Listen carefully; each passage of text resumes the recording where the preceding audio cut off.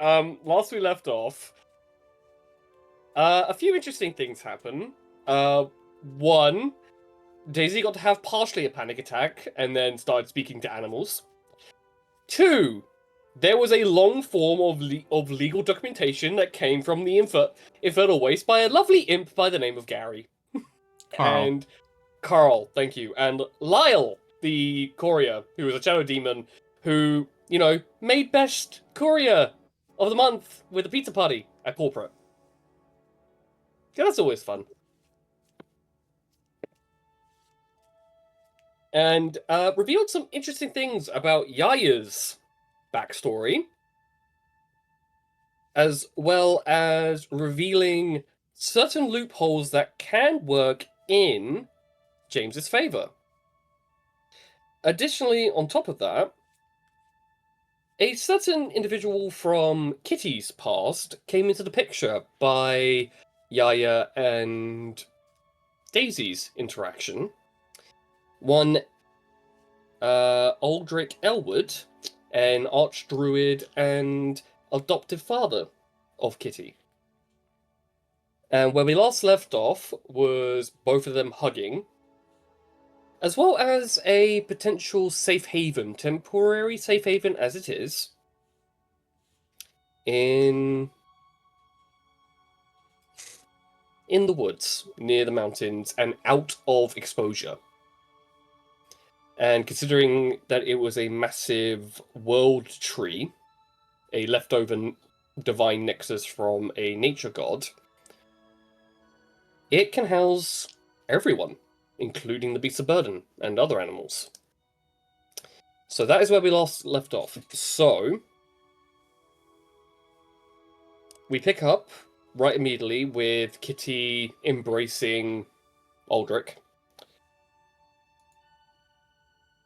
And some conversations need to be had via a few individuals.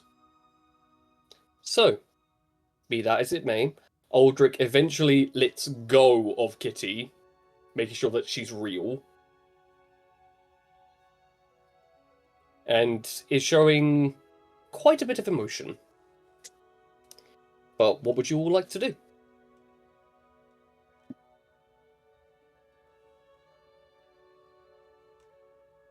I'll start off by introducing everyone. Well, I've already met Daisy, and I've met Yaya, but I don't think I've met him. Pointing at James. That's James. He's a tiefling, and he seems to have a lot going on that we all need to figure out. And there'll be time for that later. You having a nice family reunion. It's time for it later. Interesting. The youngest species seem to have a different aspect on life and how they indulge in information, from what I've noticed. And I'm sure you remember Rose here. Yeah, her name's Daisy, but in all my letters to you, I called her Rose. I see. So this is the infamous Rose. I guess I should call you a daughter-in-law? No, I don't think we're at that point. I don't know. No, just Daisy's fine, thank you. I told you she was real cute. She's got that little thing going on where she denies and she's real awkward. It's kind of cute, right? Catherine Elwood, we do not insult and embarrass our friends in front of company. I was never so good at being an elf. This is what happens when you're not immediately raised by them. I understand. Need I remind you that our tenants are humble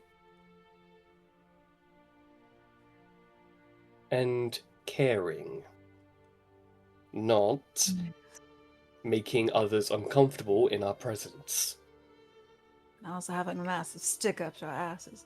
That's my. I heard that, and the only stick up my ass would be the one that you sarcastically place there every time we have a conversation.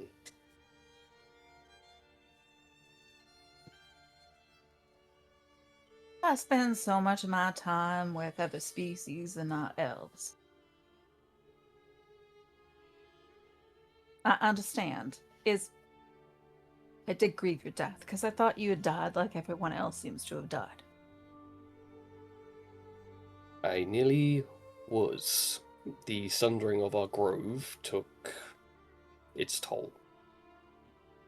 I had thought you died. I couldn't find you when I came back to the world. Did Mother pass?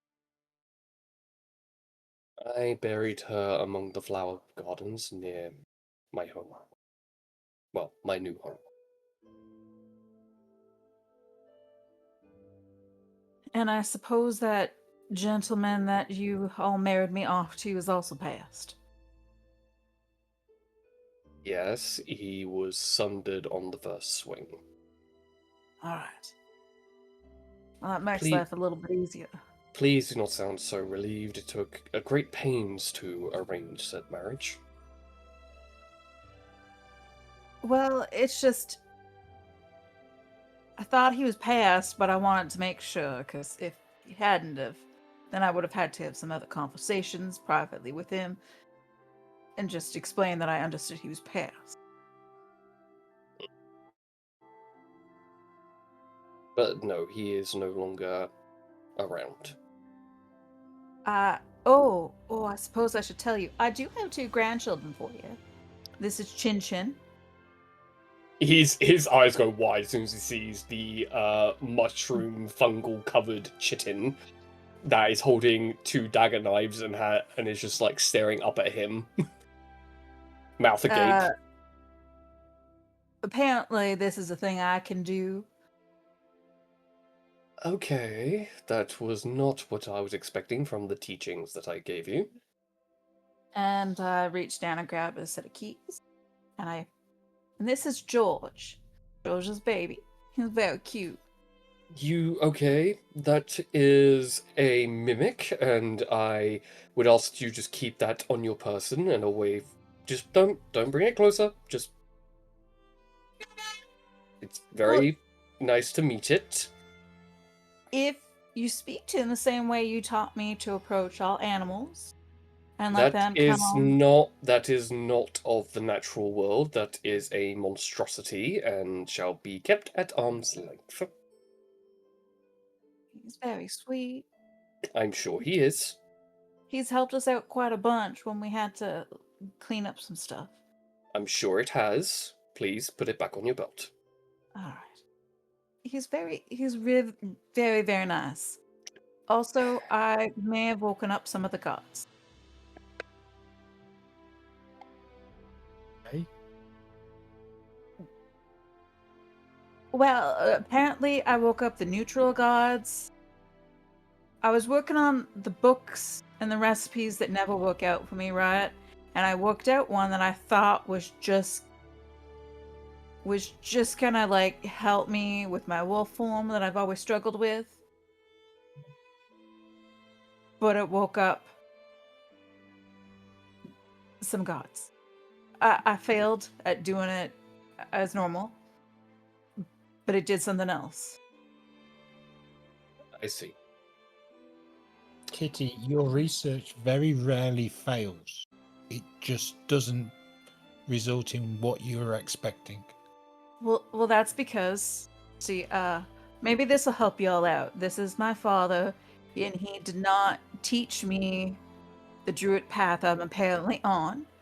He taught me another path, so when I do those spells, something else often happens that's not I what I was am taught. part of the circle of the land, particularly when it comes to forests.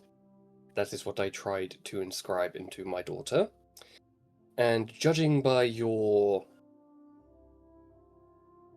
construction, gesturing at Chit-Chit, at your construct, that is one of spores and decay and unlife, not of the land and the natural world. No, it seems I'm better suited for that type of thing. I also blew into some glass, and then we had some mushrooms that came to see us. I believe you're referring to the Myconids colonies. It is good to hear that they are still around. Now, that being said, I'd much rather escort your companions and your troop to my home and out of the open terrain, where we can probably discuss a little bit more openly. And he's actually looking at the mountains, looking down the pathway, and he has a curious look on his face when he sees the village in the distance, and also is keeping an eye on the skies as well. Yeah, I think you need to explain what you're looking at once we get back home. Well, we're not going back to the grove. That no longer exists. We're heading to my home that I've spent many years building. So, all the apple trees and the damson trees and everything's gone? Unfortunately.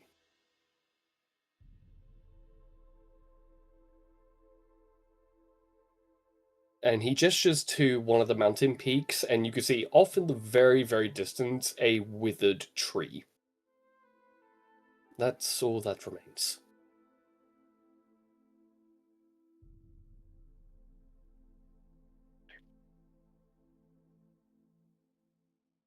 When the sundering occurred and the mountains became real, there wasn't anything left of the grove for me to rebuild. And I mourn its passing every day.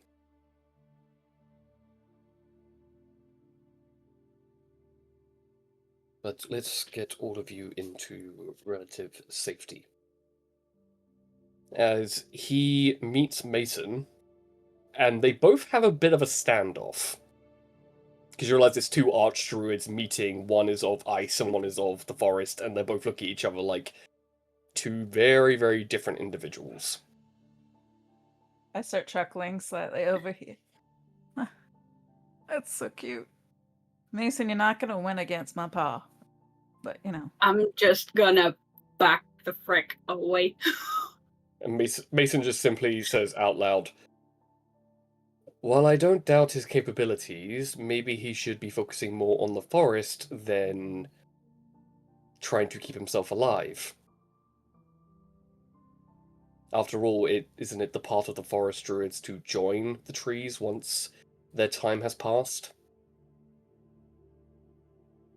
Are you saying my paw's real old and At which point, Aldrich raises his hand to you, Kitty. "Well, it's not every day that I see an elder iceberg traveling through my realm." Interesting. Especially one that's so young. Maybe you should start respecting your elders, because then you could learn a thing or two. And he... I walk I'm gone. up to Mason, and I'm like, I can see where you get your sarcasm. wow, he tells nothing but the truth. And I continue following him. You are young.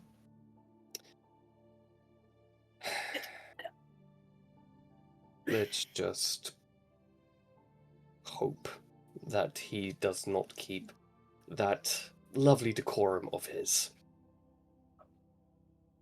Quite being very polite and jovial with you. Let's just say youth brings creativity while elderly brings stagnation. And he just follows.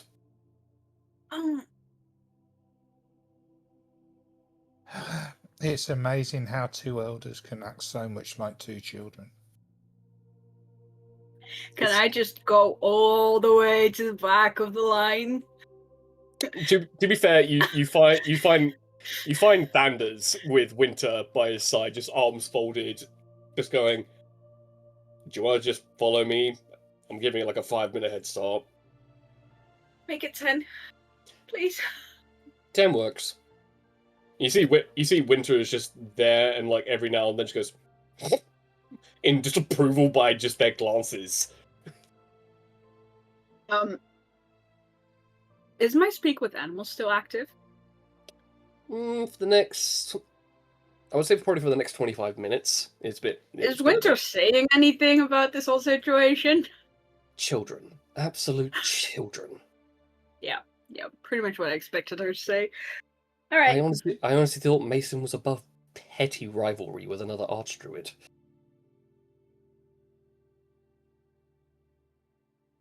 Yeah, I don't know. I think he's starting to grow fond of Kitty in some way, and it's messing with his mind. I don't think that's a factor here. I think he's coming to the understanding that he is not the only archdruid in the world, and that's hurt his ego. I mean, to be fair, you would expect an archdruid of just about every kind of thing, right? After many moons and many suns, we have travelled with Mason for quite a while, and he has not once mentioned any other archdruids, so I think he was actually hoping to be the last one in existence. I didn't take him for one to be so vain. After all, he is young. What does that make me? I'm younger. Yes, but you haven't reached that stage, and you are learning from someone to not do what he is doing. Who? Mason. He is showing a side of him that he hasn't probably shown for many moons with this pack. I don't think I've ever seen him do anything like that, even before. Well, there's not a lot that we know until they meet someone that would be on equal footing with them. Got a feeling that it's not quite equal, though. Well, he's not wrong. If you don't change, you stagnate. But if you don't learn, then creativity tends to become destruction very quickly.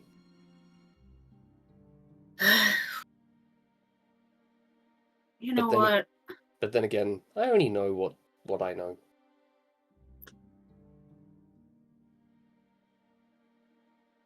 I think I'm gonna just stay away from anything druidic for a hot minute with those two ruffling their feathers.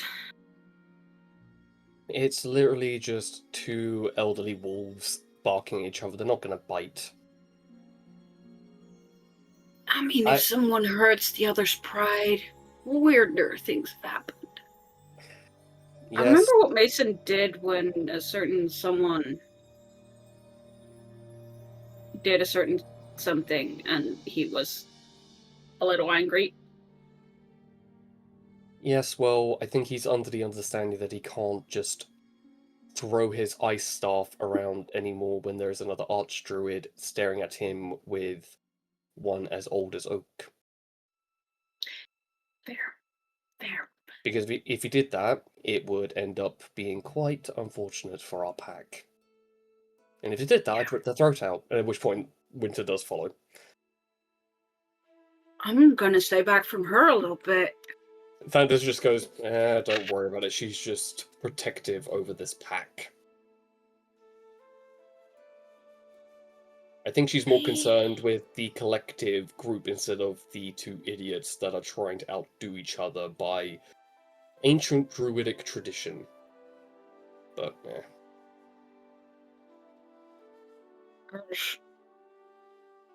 Yeah, fair. I'm just very much trying to not get anywhere near the blast zone. No, that's totally fair, but to be completely honest, and he's dropped his speak with animals because he was hearing everything that you two were saying. She's not wrong. They're very much all bark and no bite. I mean, their hairs are standing up on end, but it's like two elderly cats puffing up their tails, hissing and growling at each other, but no one's making a move because they know it'd do more damage than what it's worth. Yeah. And look, the way I see it, so long as we don't push any of their buttons, we'll be fine. Which is why I'm staying far away from the blast zone. Because I know that Kitty just loves pushing buttons a little too much.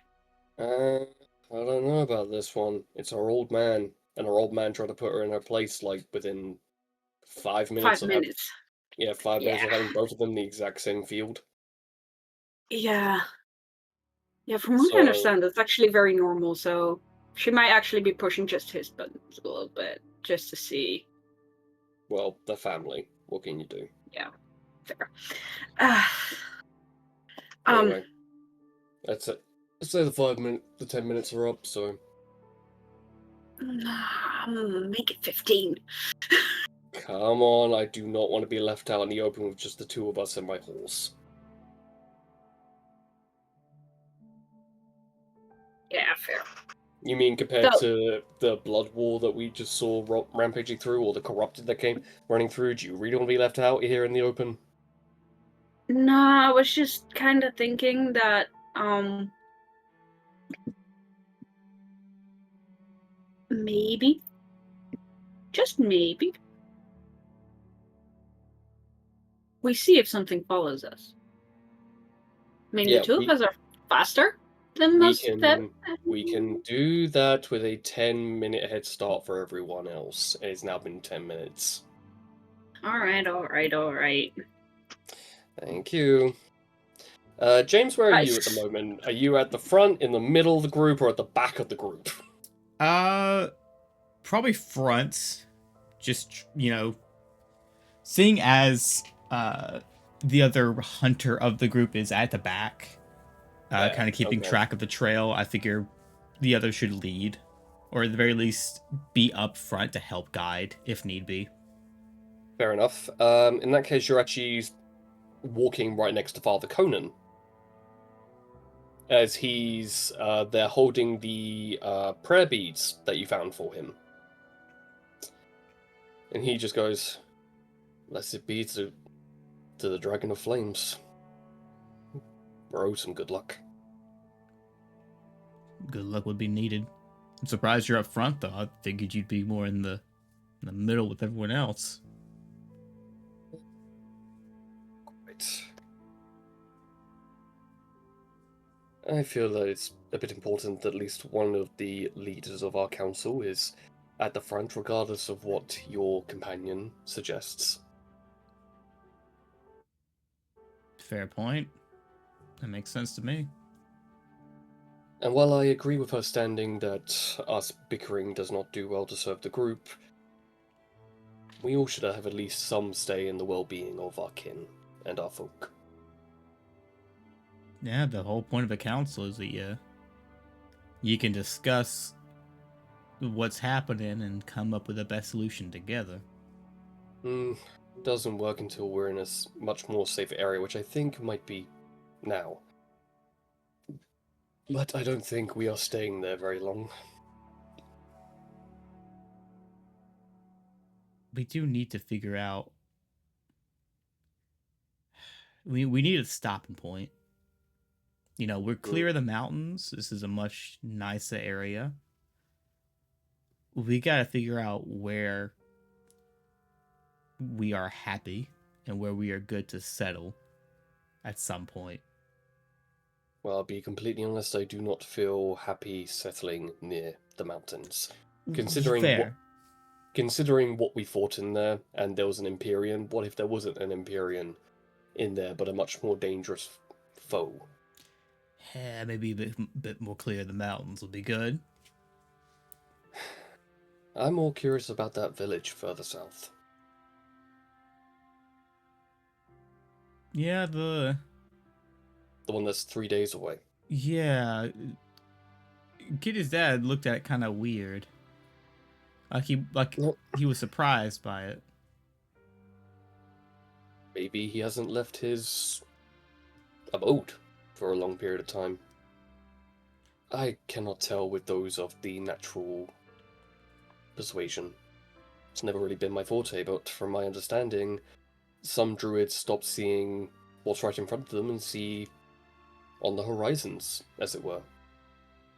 And these days up in that tree so long, it's reasonable, I guess, that a town could come into fruition without his knowing. But still, him looking curiously at the sky and the mountains and looking a bit wary at it is Again, cause for pause, obviously. I trust your intuition. You've never really led us astray when it came to new experiences and new situations. I'm gonna be honest with you, Father. I'm just going by gut instinct. Whether you trust or not, you know. To be fair, that's gotten us quite far. Trusting our gut instinct to find the safest route has gotten us quite far. Although to be fair, it has been Daisy's card reading stuff that's really done the most of the work here lately. But the future is always in flux. It always changes. Like the shedding of dragon scales, it continuously changes. I am not doubting her oracle-like abilities. It's a combination of that and us trusting our own instincts has got us this far. Very true. Very true. And that is a very large tree. And at which point, upon that, you all stop. And Gideon, you've seen this before, but this is, from everyone else's perspective, one of Kyra's trees. This is a massive, like, Pandora-level world tree. It is huge. How does this compare to that tree from like way back that had the golden leaves? Larger, much larger. Like, the trunk itself, as Aldrich walks in, you realize it's hollowed out from the inside out, and there is just, like, communities of awoken animals in there. Hundreds of different species and all sorts, and a massive, towering, spiral staircase that literally goes through the roots and the branches of inside of this giant tree.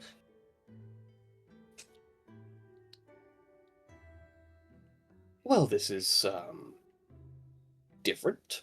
It's a big ass tree. I'd imagine he'd live up at the very top. Given what I've seen of his personality, that seems like the type. Hmm. Well then. At which point all of you, including, like, the beasts of burden, get tallied off with other awoken beasts that are talking to them in, like, guttural bestial tones, as well as talking to all of you like, we'll make sure they're fed, do not worry. And legit, like, you see a large giant elk nearly bump into you. James goes, excuse me, coming through. Damn. And you see, like, Mary, Ikathinka are just looking bewildered, and Mason is looking more and more and more annoyed.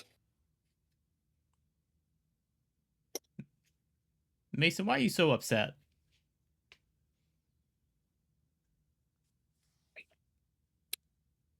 Because everything here is something that I strive for and had at one point.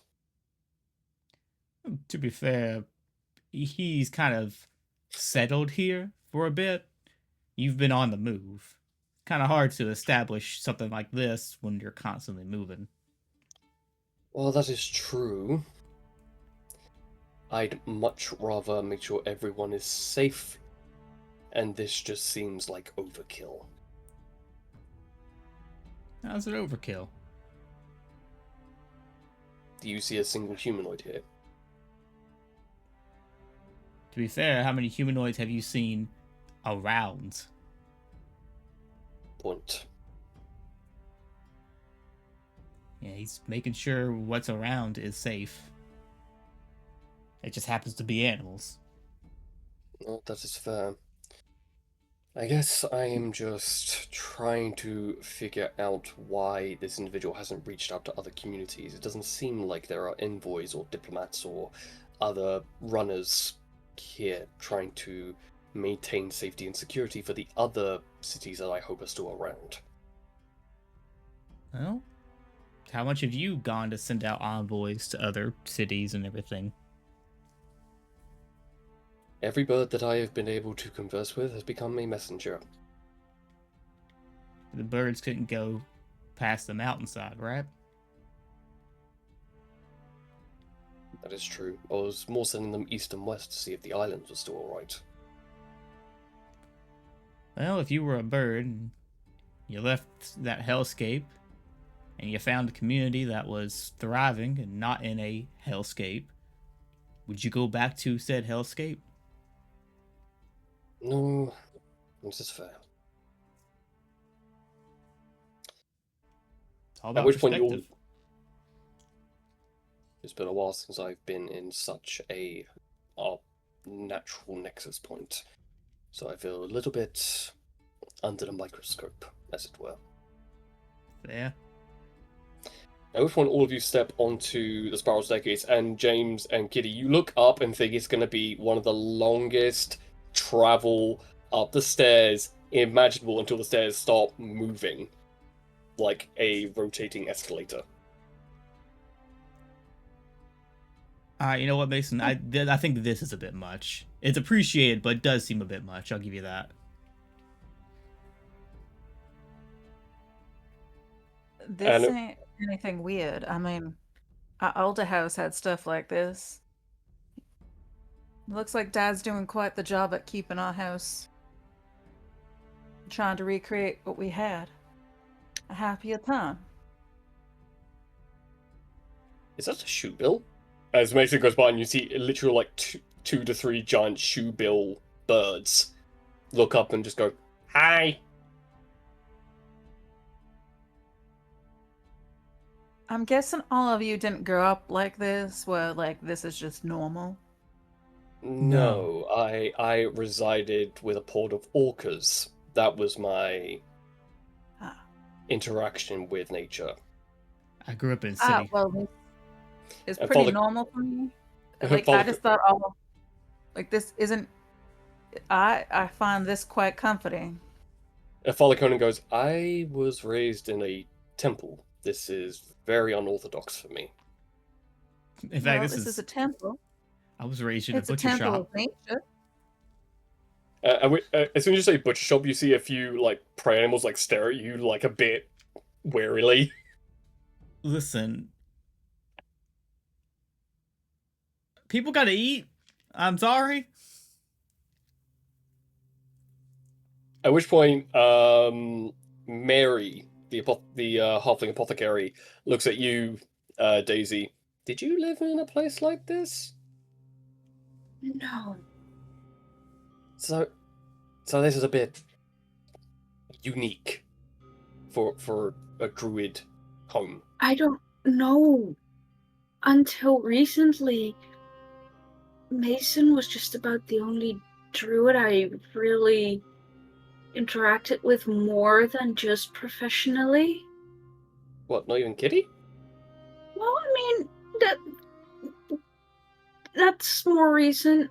That was like, so I met Mason, and then I had my time in the army, and then I met Kitty, and then the world kind of came crashing down.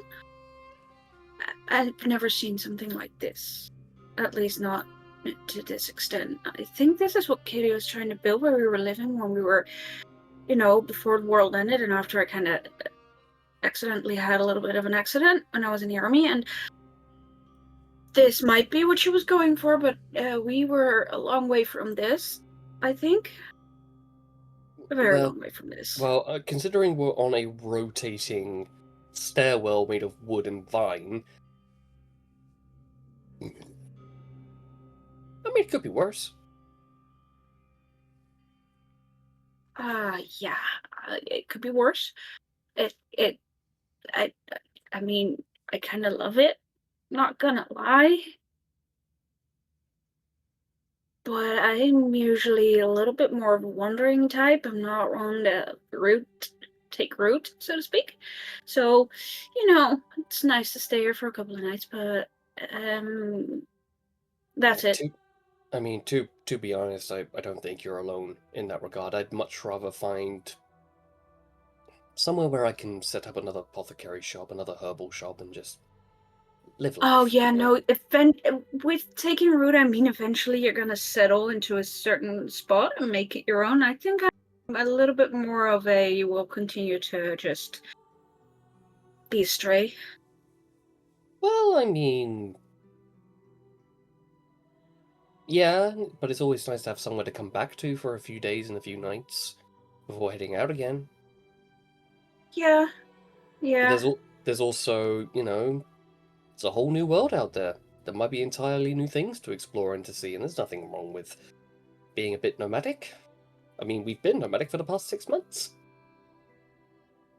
Yeah, it didn't really feel very nomadic despite having to travel a lot because I was constantly around the same people, and that is weird. Again, it's always good to, you know, do things for yourself and things that make you happy, but you have to have some roots somewhere, because then that brings you a sense of safety and somewhere to return to, instead of having nothing. Because if you have nothing, then it can get quite lonely and unsecure.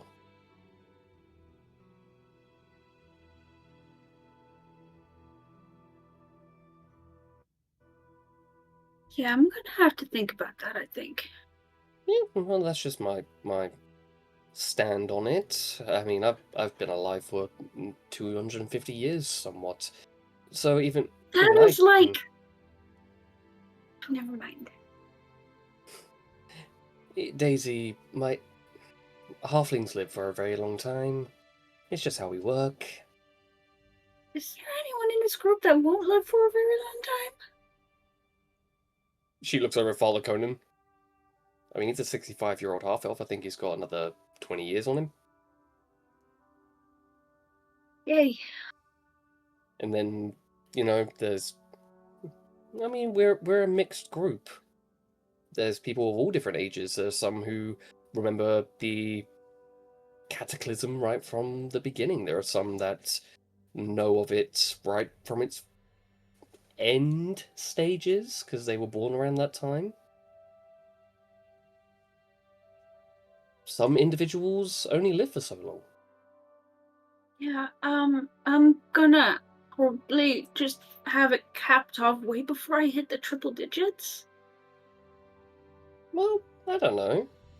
You might be able to bring some words of wisdom in your elderly age. Wow, the elderly age of 75. Hey, for some races that's considered quite old. I mean, I believe Dragonborns don't live past 80. And Never met one. I've met one or two. They're interesting people. Honourable. I mean, I'm just trying to think of the anatomy of the face. It just seems weird. Like, aren't they like top heavy and just kind of tumble over? You would think that, but no. Like, Dragonborn are Or quite proportional. Like, their heads are not too big. Some have tails for balance, some don't. Some have wings, some don't. They're mostly covered in scales. So, and they wear clothes. They're not just like bare, like hanging a third leg out there or anything. But you know, they did not need that detail. how else am I meant to describe them? Like they are a very presentable and very appropriately sized race of people. They're very prideful, honourable, loyal, and as far as I'm aware, they come from a very war-torn continent, way east. All I'm thinking about is like if their head is like proportionate to their body, like do they have like a very long snout? Some of them can have snouts, yeah. Does that not get in the way? No, I mean if you've ever seen a lizard folk, some of them resemble crocodilian in nature, and they go around just fine. I think it's more to do with their spine being quite, you know, broad and quite tough to actually, you know, maintain a decent amount of balance. Oh, I would not want to know how tense their shoulder muscles are. I'm pretty sure them shoulder Imagine muscles. giving that a massage. Honestly, considering their muscle density and their bone structure, because I had someone ask me if I could categorize these dragon bones, and they were dragonborn bones. You know, they have quite like chunky bones that keep them upright and keep them quite structured. And I could only imagine the muscle mass on half of them were pretty, like, able to keep them upright and able to keep them moving. I think I'd have to see one to believe it. Hey, But right now, I'm not seeing it as anything that would be nice to look at. we might get lucky enough to see one.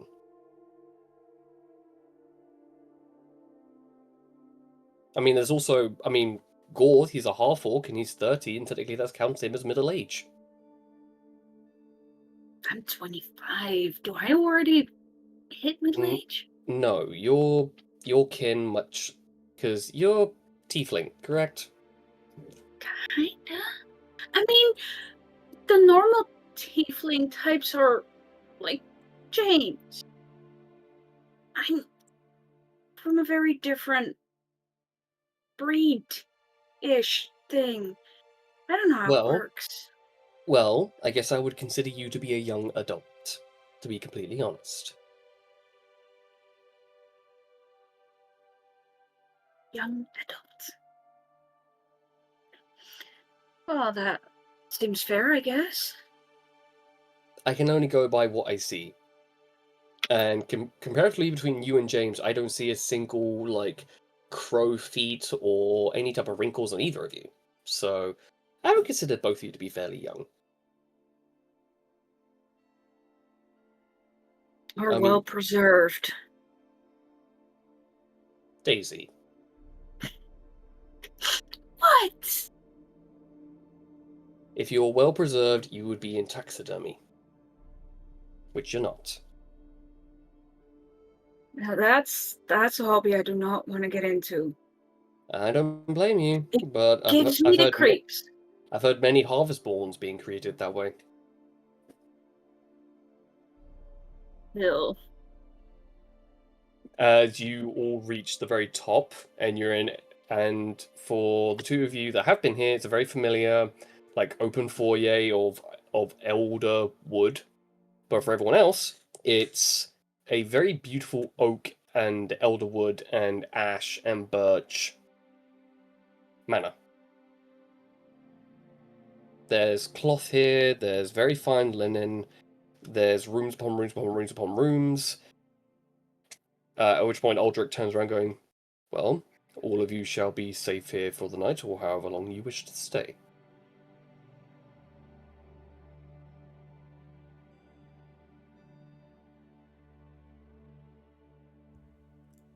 So, what's the deal with food?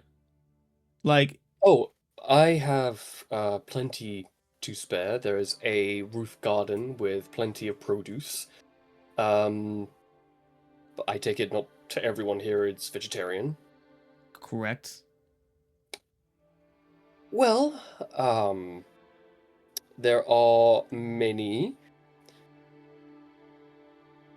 To be completely honest, I mainly have looking between Kitty and Daisy.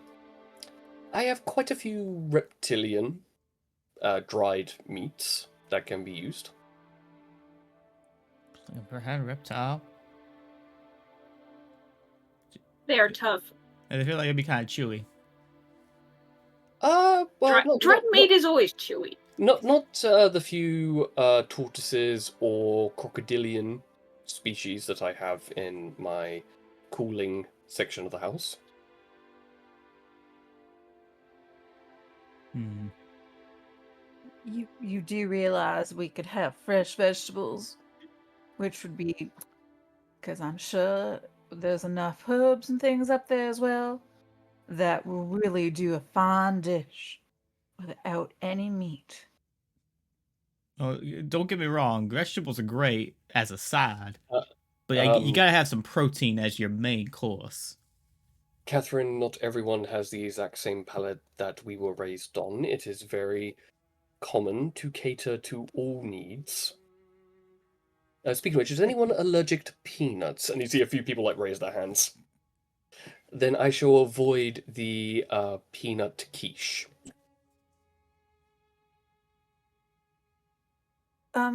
I do have a question. Do you have any hobs up there? In one of the last large skirmishes, the brewer passed away, and I believe a number of them are feeling like they're lacking in the substance made from hobs.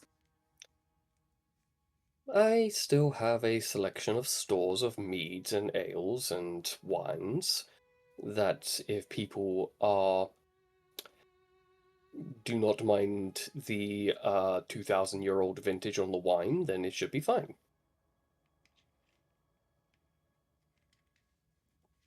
The mead I have been concocting on my own, so that's more recent.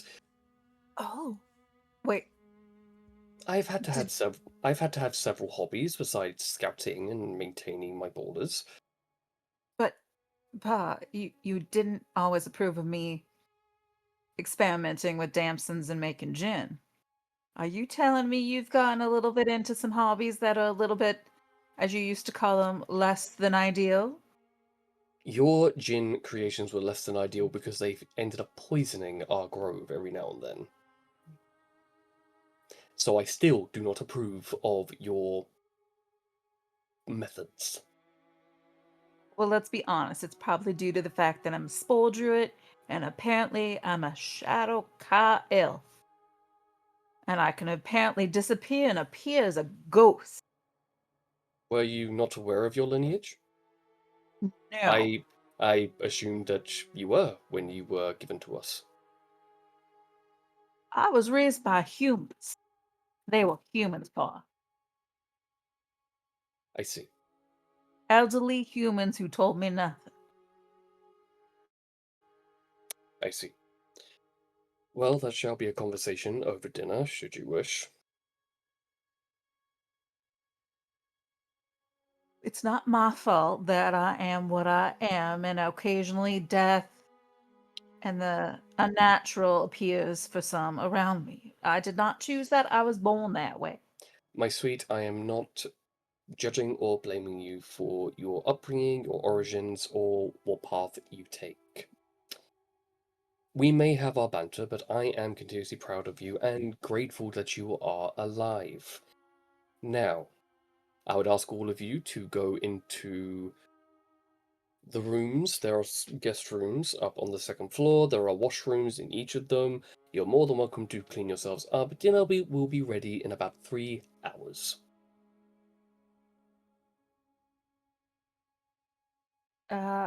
Here. I'll go help everybody get settled. I'm assuming most things are similar to the old layout? Yes and no. All right. Did you add some quirkiness to it? I tried to honor your mother as much as I could.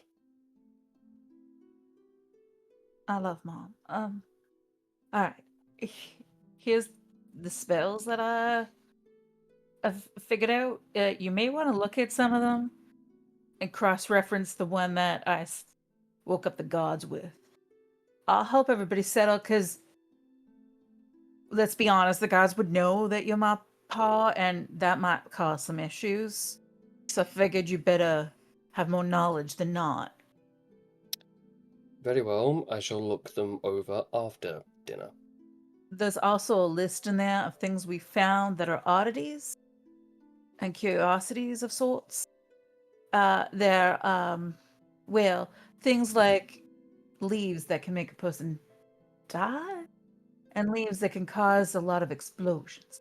Anyhow, they're all in there. They're ready for you when you're ready. Because I have an idea from the gentleman that we met in the past.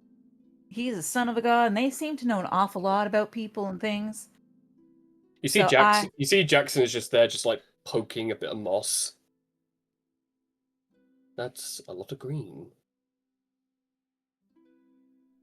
He was talking to a mirror with a person from the Fey realm. He's gone a little off the wall, I think.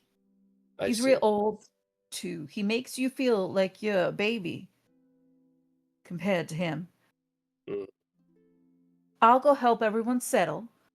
I shall keep an eye on him while you do that. Yeah, he's not quite right at the moment. Mm-hmm. Again, That's me being kind. all of you welcome to my home.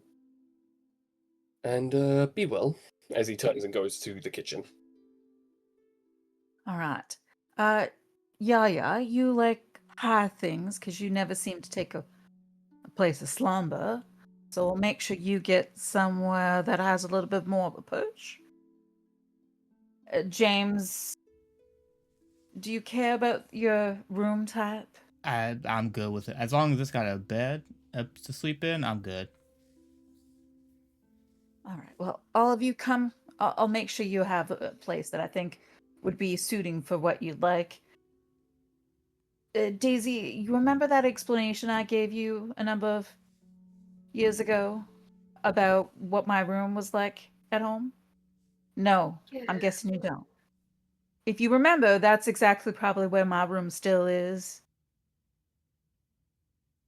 And there's a quiet spot in there that you could look out and see everything and calm your nerves for a bit, unless you want to help everybody else settle.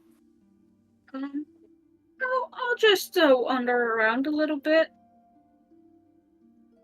There used to be a little bit of a placard on my door, and it just labeled, and that's, well, we'll pass by so you can escape into some silence. I think I'll be fine. It's cool. All right. Let's go. The two of you, come on. Let's go. I find a room close to where the family rooms are, Mhm. and I will stop at them and I look at James. This one has like the coloring of a dark purple rose that kind of looks blackish. Kitty doesn't have a bed. They all have beds, but I All right, think this one perfect. meets your I just personality. start walking in. And there is a king-size bed. It's very large. And you see a washroom off to the right. There's a very intricate elven wardrobe and an extremely even more intricate elven chest of drawers. There's also a makeup stand with 3 stained glass mirrors with like etched vines actually embedded in the glass around it. It's very ostentatious, very, very, like, even for you, this almost seems like too posh even for your tastes. I don't even have posh tastes. This is Yep, but there is a bed. cool. I'm immediately like, as soon as I'm good to shut the door, like, as like, not slam the door in her face, but as soon as I'm good to shut the door, I'm gonna shut the door and like wash up, because I am sure I am gross. Yeah, all of you need a bit of a cleanup. I continue along the way, and I stop at a place that has, the stairs where the steps are kind of jagged, Mhm. and I stop at a place that has those weird type of steps. I'm like, for you, Yaya, there's a door there. I think you can fly up into that door, and I climb up and I open the door. This is a place of royalty for anyone who has wings. Like, we're talking a royal ornate wooden and cloth bed, a walk-in wardrobe. The washroom is much larger than most. A stand for makeups and incense, and an open, like, avian's perch to walk out on and fly out of. Yaya just walks in, ignores all the fancy stuff, goes outside and sits on the perch and faces towards where the village is and just watches the village. And then she turns her head to where Idris is perched on her shoulder. Mhm. And she just says, Idris, this Oh. place feels wrong. Have a look around. Find out what's wrong with this place.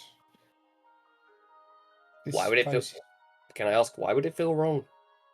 it feels far too much like a palace than a druid's grove.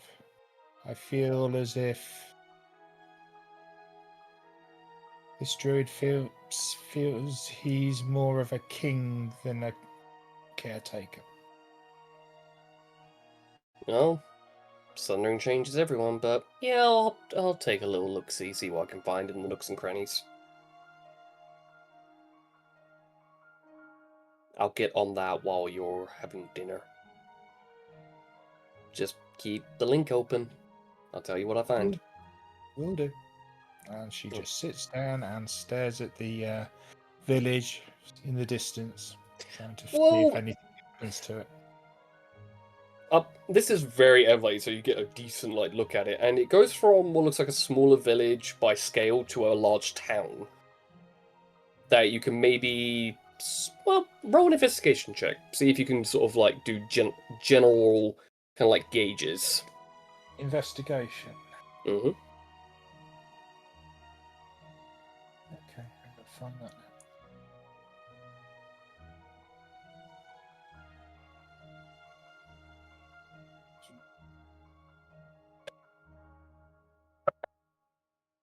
So that's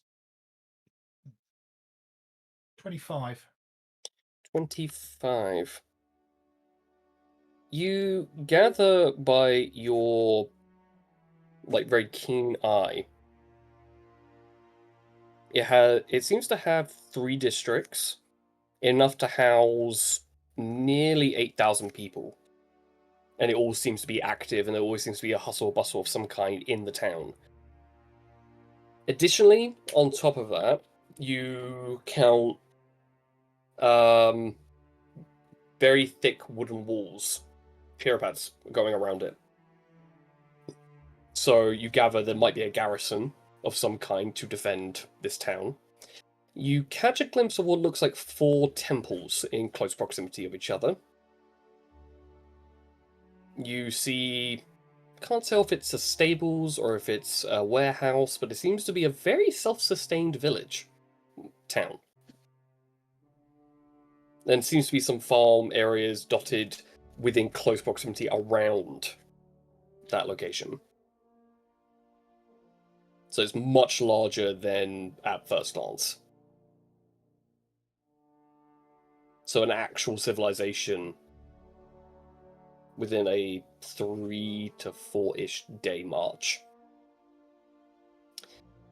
And I will say before we get to Daisy, if it's alright with everyone, if we could just take a 5-minute break, because we've been going for about an hour and a half-ish. But as Kitty is showing everyone else to certain rooms, Daisy, you said you were going to wander around, so where do you go? With how everything's going and the chaos of everyone getting a place to sleep and dinner being prepared and everything, I think Daisy's just gonna look for those little hidey holes that every house has, every European house has. Where if you just pull out a board or just find a little cubby that is unused that should probably be storage or something but isn't, so I'm just gonna find out a little hidey hole like that and duck in there and just try to breathe. Okay. I know that, for instance, when I just met Mason for the very first time, he helped me out with breathing exercises and all that to just make sure that the panic attack that is Daisy had a little less panic. So I'm trying to just go through all the coping mechanisms I have to not just run away right there. So I'm just gonna try and find. I'm not I'm cool with if I hear the bustle of things going around, people finding places, washing up, all that. But I just kind of want to have like moments in the dark that are truly alone without Yaya spying on me or someone else just being right around the corner and finding me every time. Yes, you. Yes, you.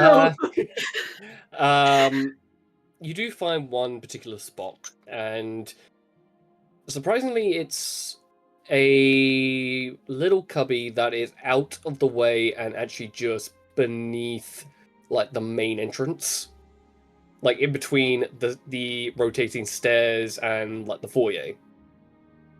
And it's big enough for someone to sit in, and it's filled with moss-covered tree and just a calm space. Like as you sit down, and there's fireflies that just float around. I just kind of make sure that I'm hidden from all view.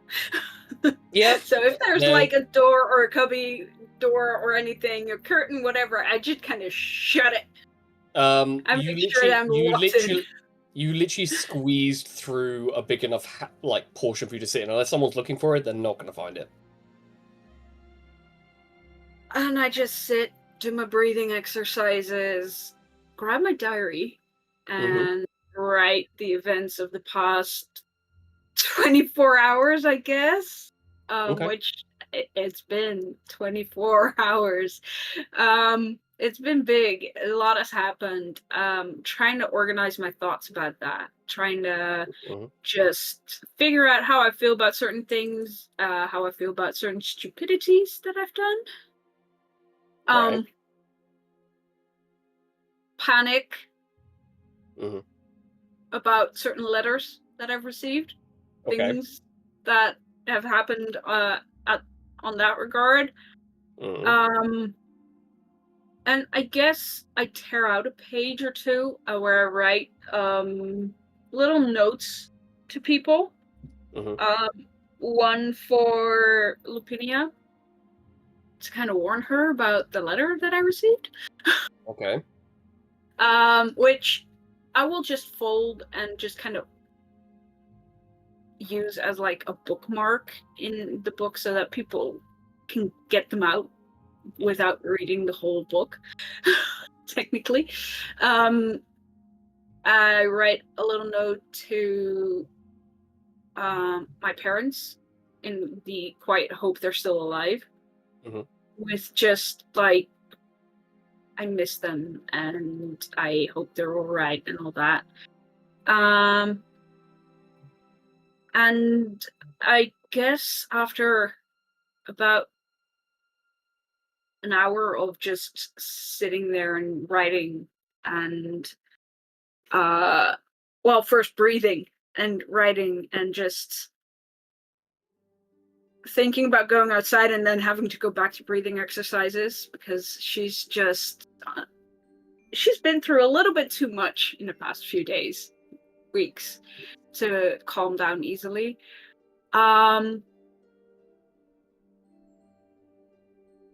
Daisy just accidentally just nods off to sleep. After she's exhausted herself with continuous peaks of panic and then just calming herself back down, and just after just like an hour and a half of that, she's just too tired and just falls asleep. Okay. You sleep for a little bit.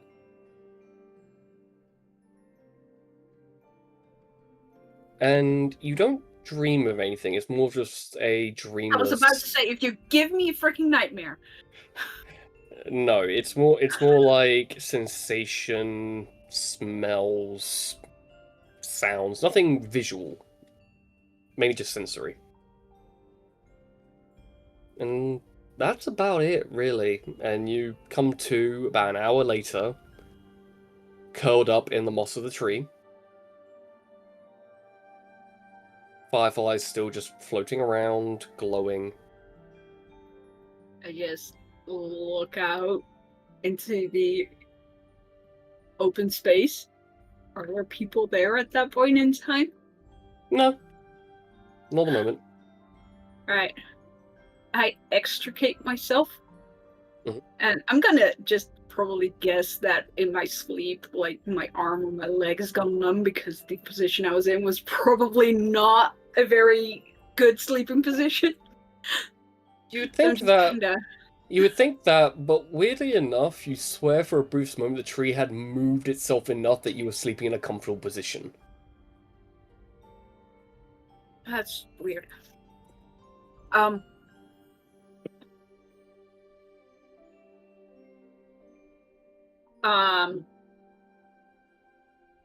Right.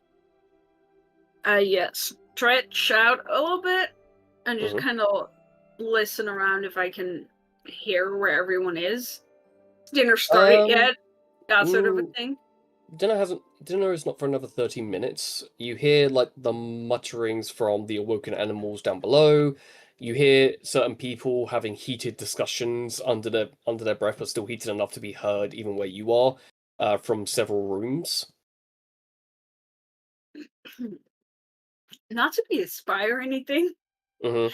I kind of want to just, as I very quietly, not necessarily full on stealth, but I am trying to kind of like quietly move through. I'm trying to catch what the discussions are about, who's having the discussions and what they're about real quick. Give me a perception check. Perception.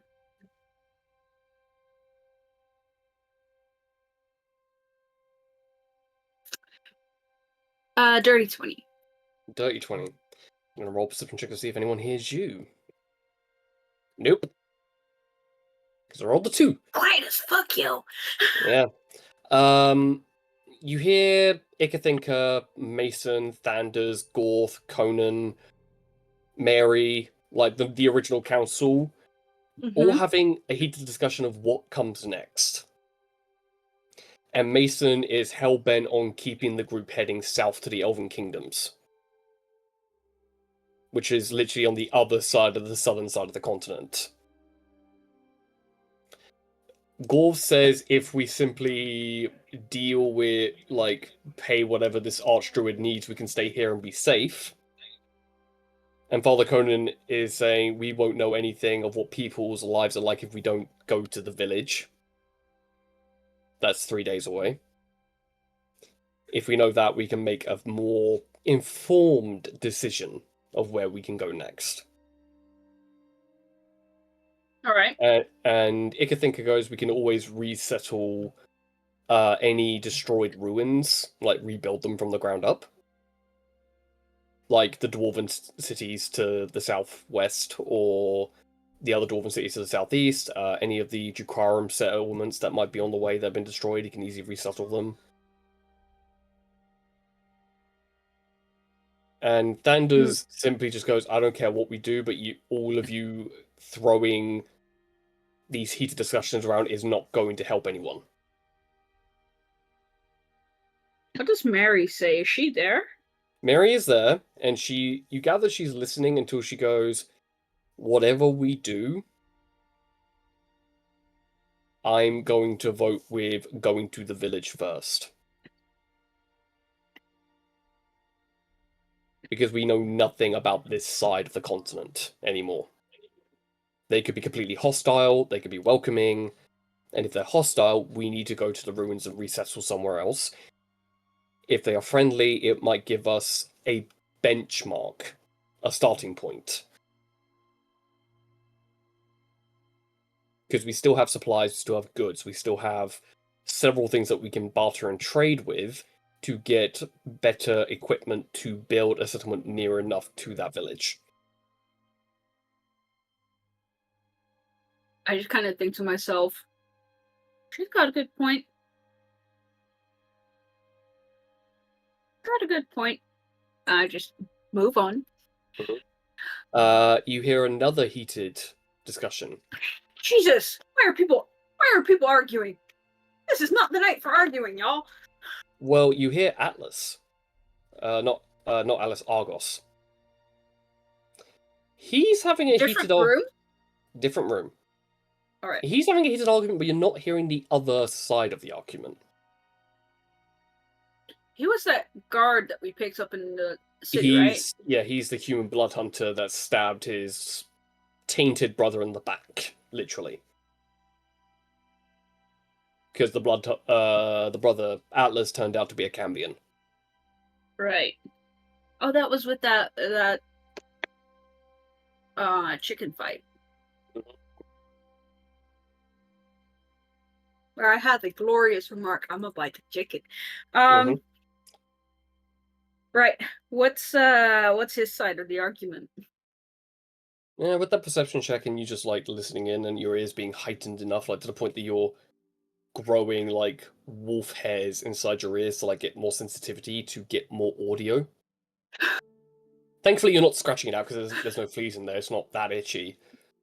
But I can just imagine like feel itchy, tickles. Yeah, you hear him go.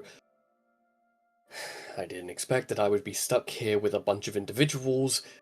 No, I don't think they are aware of how much danger all of them are in. Yes, I'm aware that there is safety elsewhere and it's not on this continent anymore. No, I don't think that they are aware that everywhere we go there is death.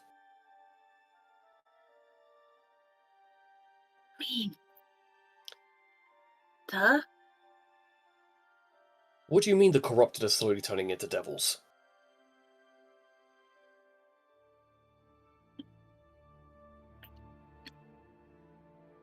No, I know. I am aware that more demons are starting to appear on the Eastern Island. I'm aware of that.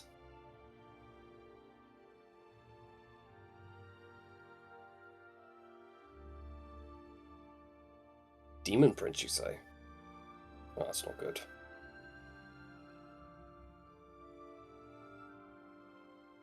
Why do I always get these shitty things?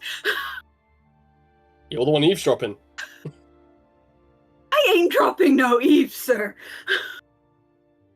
At which point you hear the door open and he just stares at you. Good afternoon. Evening. How about you come in for a second?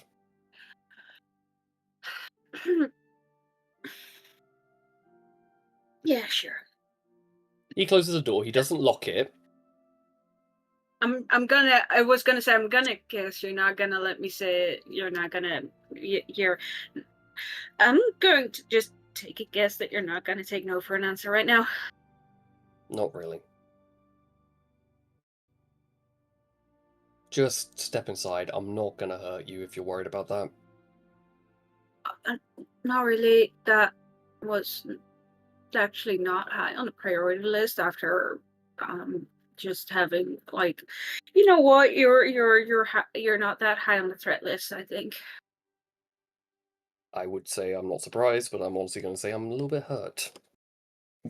Well, I mean, I've have you seen the threat list? I am aware of certain threats that have been threatening you and your friends, but how much did you hear? Well, your side of it, so I mean, not that much. You heard my side of it from at which point? You didn't expect to be stuck with some individuals.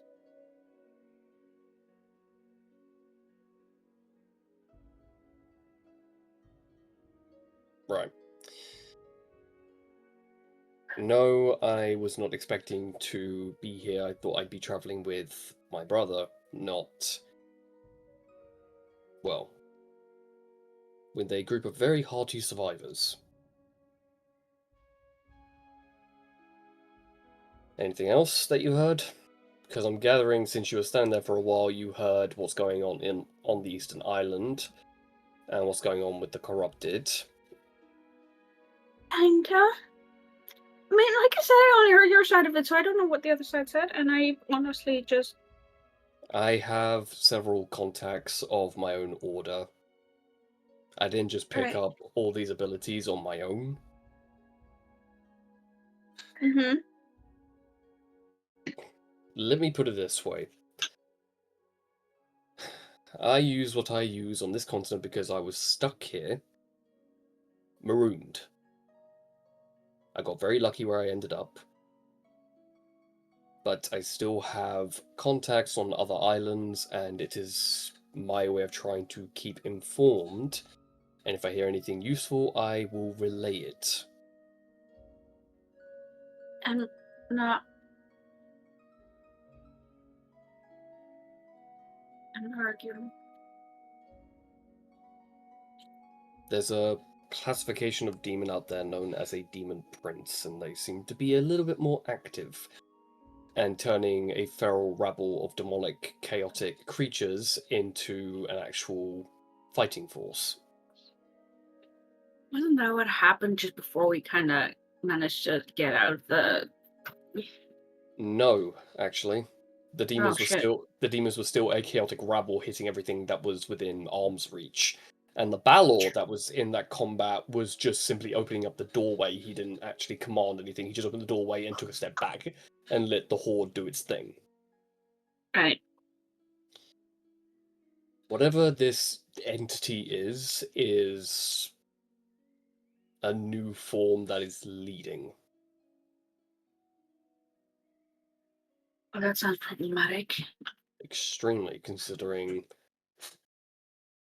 the Eastern Island fell because that thing turned up and started commanding. And anyone who disagreed, according to my contacts, was crushed into the ground.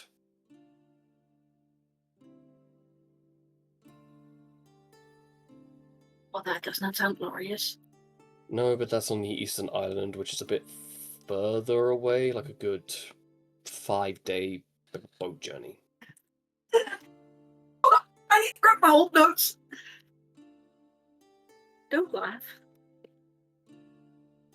To put it in perspective, you guys have never been to the Eastern or Western Islands of Enumar. The West... Yep. I found back the old notes where I was trying to find out which direction to go, which was east, certain death. Yeah.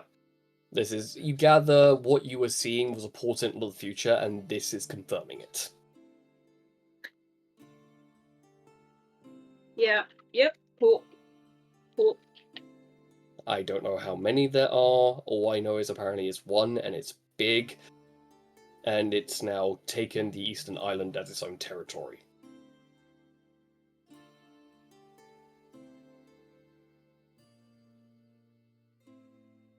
The Western Island apparently is faring no better with the devils that are roaming that region. Yeah. That tracks. Leaving our continent slap bang in the middle. Yep. Yep.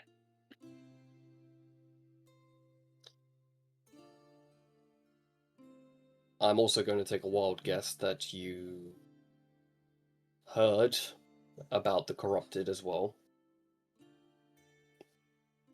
Sorry. I'm going to ignore the breach of privacy. I didn't mean to. I was just walking around and I heard you, and curiosity. I mean, it kind of sounded like you thought you were traveling with a bunch of idiots, which, I mean, to be fair, I can kind of understand that statement, but I was kind of curious about which part of the group you thought were the idiots, so that's why I kind of stuck around. I've seen idiots, I've met idiots. This band of survivors is not an idiotic group, otherwise you all would have died way before. I mean, to be fair, we were pretty close a few times. Yes, but you didn't go out on your own, you didn't run off on your own, you didn't abandon the groups. I'll not answer that truthfully then.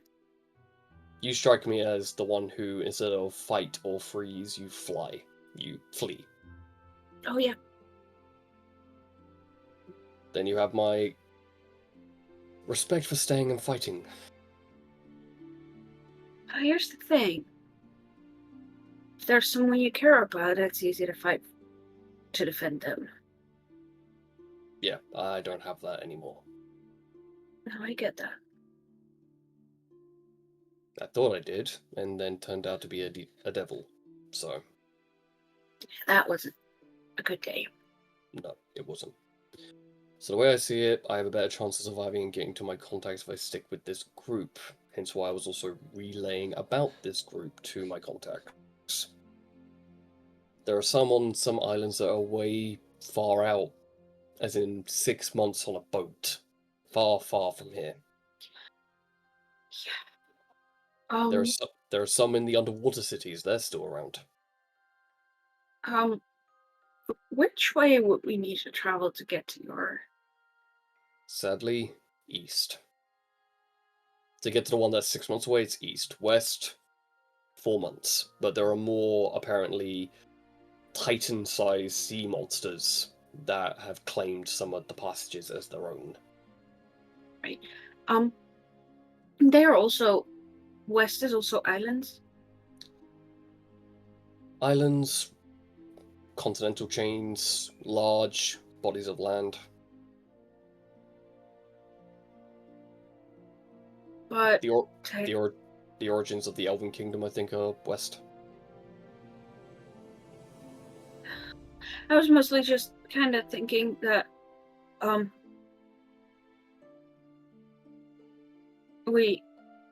if we were to go west, we would still have to go and cross water.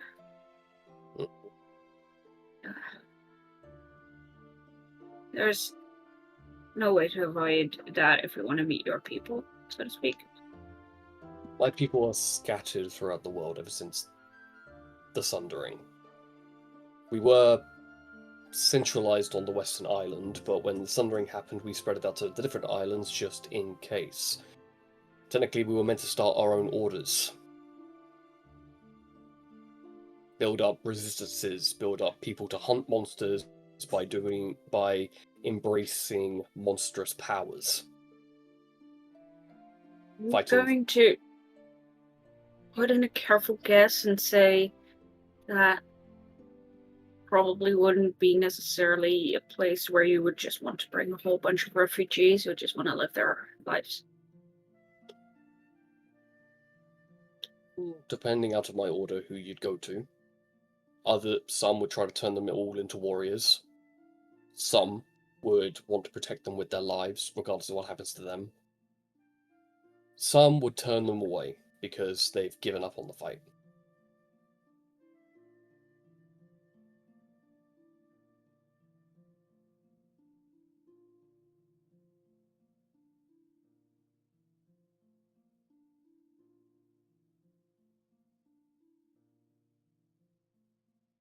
The way I see it, I'm just going where the group decides to go at this point. I mean, I guess that's fair. I've got no contacts this side of the continent. I had no contacts on the northern side of the continent. So I'm in the blind here. Yeah, but where would you go if you didn't have to keep track of Slapjack group of adventurers and I am a slapjack adventurer, thank you very much. I mean, have you seen this group? It is Slapjack adventurers trying to protect people that just want to have their own farm back, basically. Or yeah, I can't fault them for that. apothecary or whatever.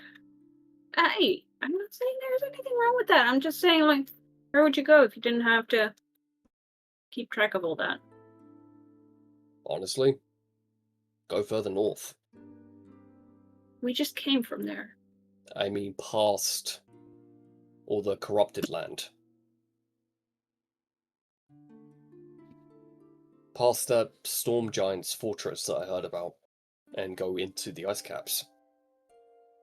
I mean, I did get notes that there was a lot of deathy type of things happening that way as well. Well, if that was the case, I'd hit the southern coast and keep going south and see if there's something that way. You would try to leave the continent. At this point in time, the continent is not safe. It's worse up north and south here. Everything here just screams wrong to me. Well, that screams weird to me, but, I mean... Nothing is this peaceful. Nothing I know. has been this peaceful for ages. I know. And this entire tree screams wrong to me.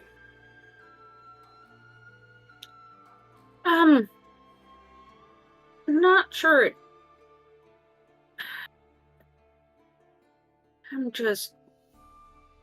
I guess I'm kind of disoriented with all this, so just don't mind the deer in the headlights. What's a headlight? That very bright light that comes out of nowhere. Oh, I see. Usually, yeah. A problem when it's very dark and you just suddenly stare into a bright light. Not good.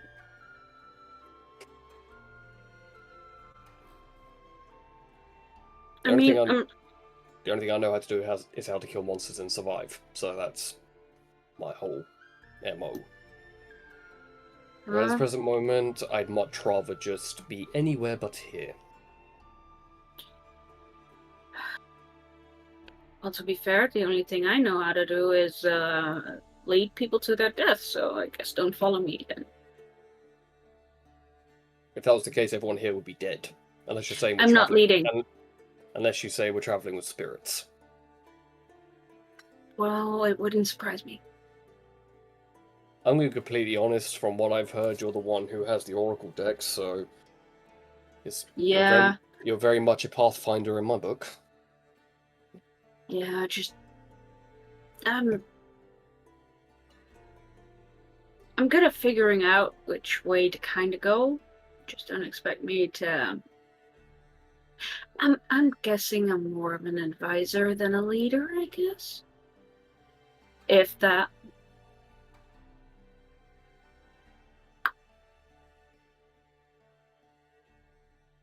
Anyway, I guess dinner will be done soon. Yes, so. I'd appreciate it if you didn't mention anything that I said on my sending stone elsewhere. I don't want to get in the middle of anything. I just want to go back to being invisible and unimportant. I was once, alright. I find that a little bit hard to believe. What? That you were invisible and non-important. I find that a little bit hard to believe, considering Well, everything that you do around this group. Not to mention, by the way you stand and the way you walk, you strike me as a military personnel, which basically means you were a soldier at one point. And that's a very important role to get into, particularly when it came to the Sundering. Yeah, we're not gonna share that little tidbit of things. But yes, I was in the military for a short period of time. That's where I led everyone to their deaths. So I would very much like to go back to before I was in the military, when I was very unimportant and at the best usually ignored or managed to stay out of sight enough to be practically invisible. I don't really do well with this.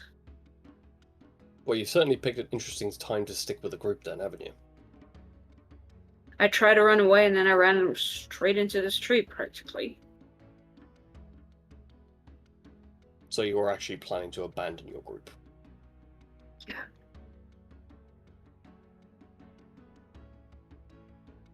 I was well on my way, and then I stumbled across whatever this is.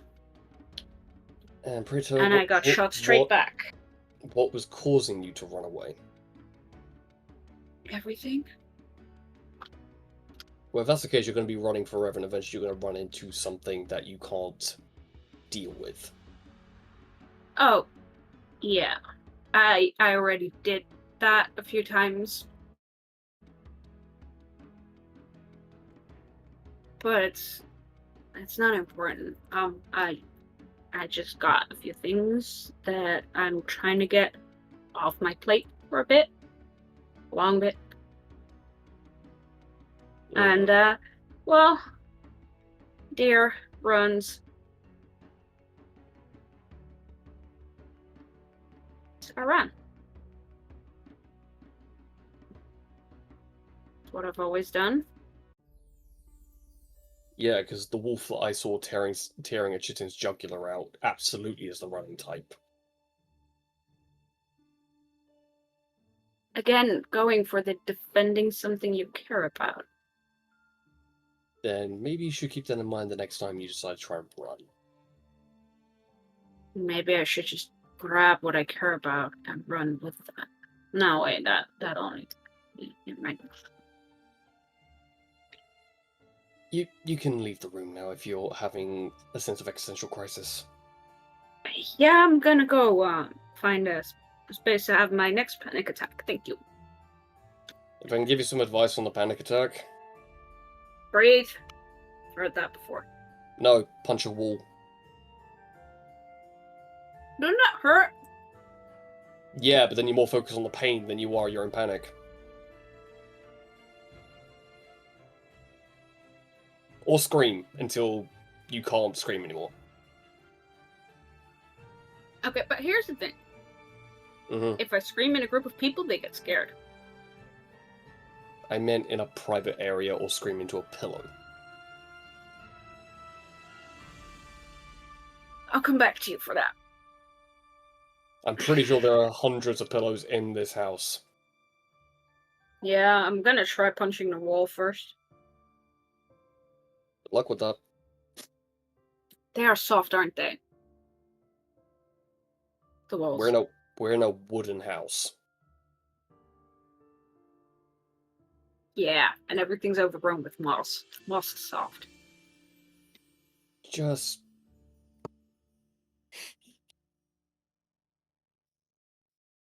I get out, Mhm. close the door behind me, lean against the door, and go.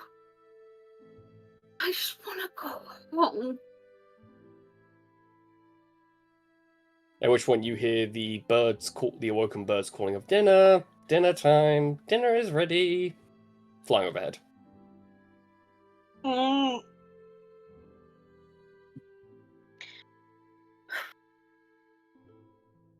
I'm just kind of stepping out of the way, trying to make sure that everybody that is going to go for dinner is just kind of passing me. I'm just going to say, I'll be right there. I'll be right there. I'll be right there. Mhm. And then go back down the stairs a little bit. Mhm. And try to find a hard surface to punch. Doesn't take you long. You find like a wooden pillar. That has no moss on it. Make an unarmed attack roll. Oh shit. Shit. That's not good, is it? That's not good. I'm gonna miss the freaking pillar because I'm too freaking weak. Yeah. 9. 9. What's the total damage of your unarmed strike? 2. You take 2 points of bludgeoning damage as you punch your hand into the wooden pillar. And you swear you heard your middle knuckle crack from the impact.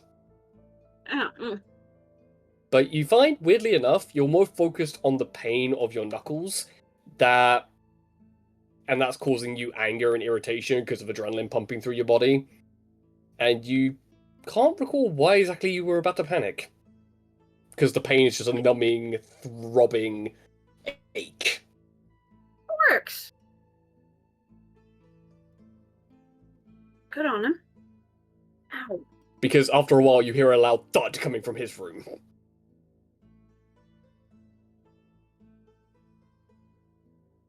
I just kind of walk past and just say, works! Told you it does. Now go eat something. Ow. So do you join? So, I would say, rolling it back a little bit, I would say, Kitty, if you wish to go and talk to your father in the kitchen, you have a bit of time before dinner is served. Yes. Okay. I've gone and gotten cleaned up. Mm-hmm. And I've, for the first time in months, taken all the sides of my skirts and actually laced them all together Okay. to look somewhat formal. Mm-hmm. Brushed my hair out Okay. and braided it and like done a very elegant up braid and everything else. And she's taken a deep breath.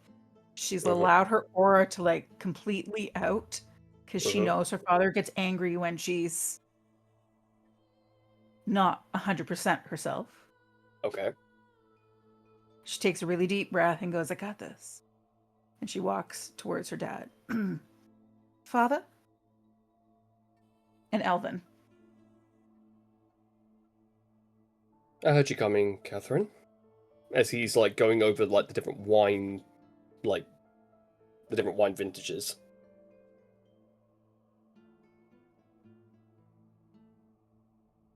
This is quite elaborate. There's more going on here than there normally is, isn't there? Well, I have to be somewhat reposed and presentable when it comes to entertaining people.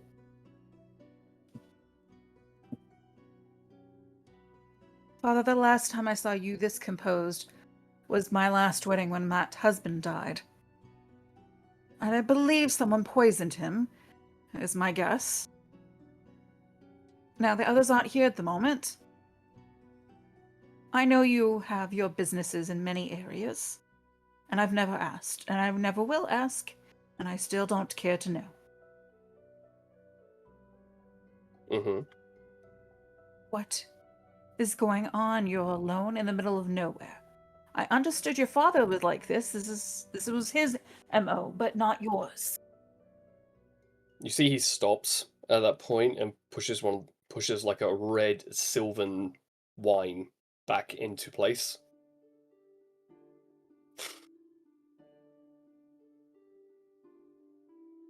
I watched two gods rip my grove into several pieces, and thought everyone I had known was slaughtered by celestials.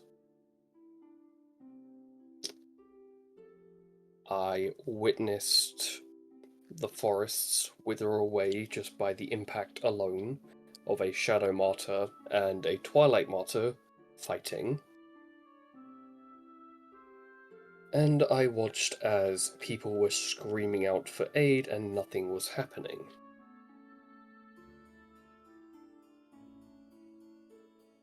So when I discovered this realm within a realm, I decided that it would be better and much more beneficial to my time if I didn't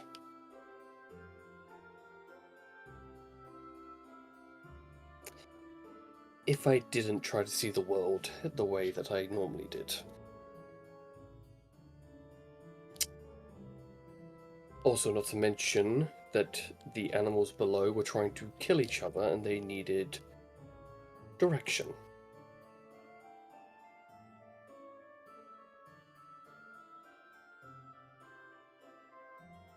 I thought that was more my MO.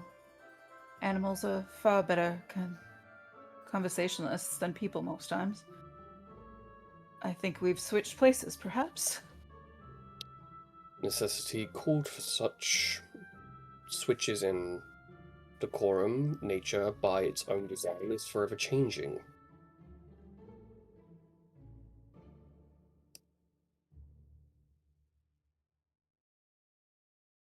I understand you also probably don't like my nature. The things that I've learnt. Actually, I It's find not your natural path to be quite fascinating. You can bring things back from the dead, correct? correct. They're As not themselves anymore, though. but you can bring anyone back from the dead. And they would be up and moving around and alive. I believe that is something that I've may have come upon. That's a very unique gift.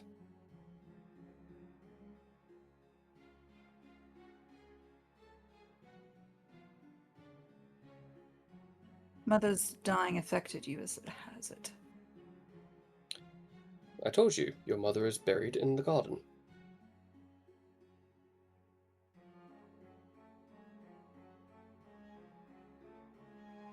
You were together for hundreds and hundreds of years. We still are. And she's in the garden.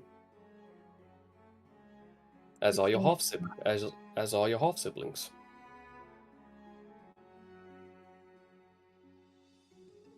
Half siblings? Well, yes. What half siblings? Well, I consider anyone who was part of my grove my children. You know this. Alright. I'm just making sure you also aren't slowly losing it like the gentleman who was a son of a god has. No, why would I lose it? I have my home, I have my subjects, I have everything that I could possibly need. The one thing I'm missing is just family.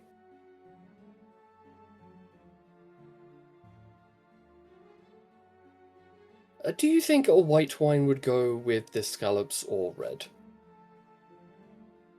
Scallops are probably better with a white wine, knowing some of their tastes, though they probably don't care one way or another. Though some of them seem from a different class, and it's the class I, as you know, never liked to hold a table with. I always had an excuse.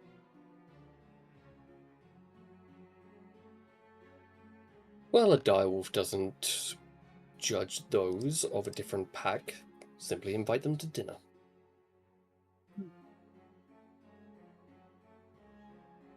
Still working on the direwolf thing. I may have figured it out. That's wonderful. Um,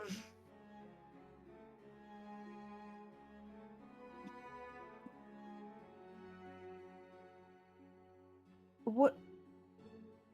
Did you know my biological parents at all? At which point he actually then fully stops cutting up a carrot.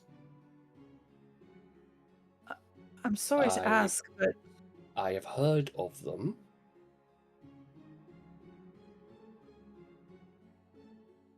I'm very confused about the shadow, well, the other realm that apparently I come from. The Shade, or the Shadowfell, or Yes. the Realm of Gloom.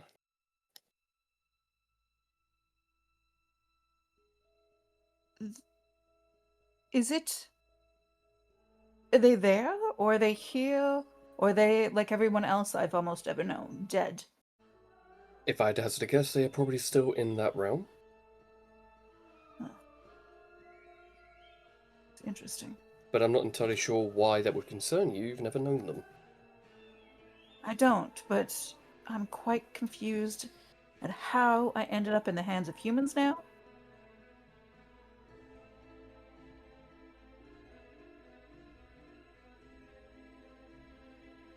Also kind of confused about why every time I marry, they die.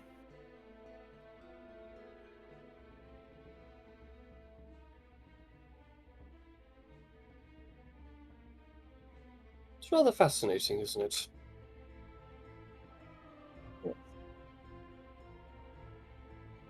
You need to look at that spell. You taught me all of those spells in that book. Every recipe I know and everything I've done, you taught me. That is true, I did, and everything in that book is perfect as it should be. Then how did I wake up gods? I was trying to figure out wolves again, and I made a mistake again. Instead of becoming a wolf or a dire wolf, I woke up the goddess of the werewolves or lycanthropy.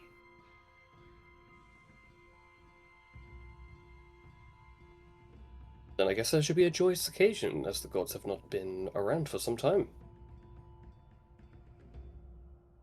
And then I ended up trying to cast Druidcraft, simply a tiny little essence of a thing that doesn't do anything, and I created a portal and got sucked in it. And went to a plane with things that should not exist.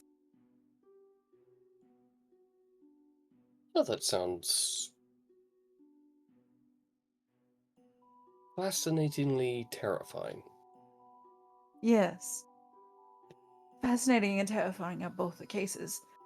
We both know there's a reason why I ingest all of every odor I have. It helps calm the nerves. Just promise me that there's no poison in any of the wines for any of these people. Are you married to any of them? I do love Rose very much. I'm not sure if she completely loves me the same way, but I don't want her to die. Why would you naturally assume that I was the one that poisoned everyone? Do you always have to accuse me of poisoning all your suitors? I don't know if you did or somebody.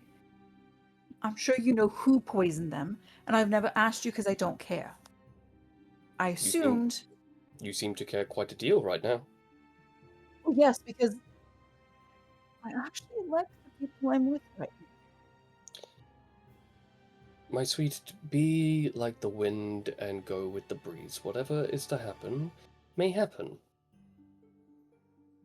I'm just trying to make sure because I don't know who did what, and you know I never cared because I had only just met them. I didn't care, one way or another, whether they lived or died, but this time I care of these people.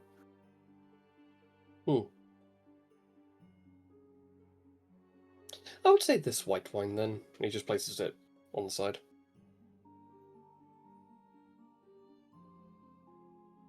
Father, just thank you for the refuge of all these individuals.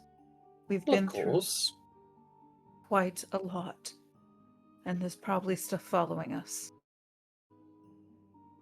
Following you, you say? I have a bad feeling things are following us. But I think you've decided to become king or patron to the animals.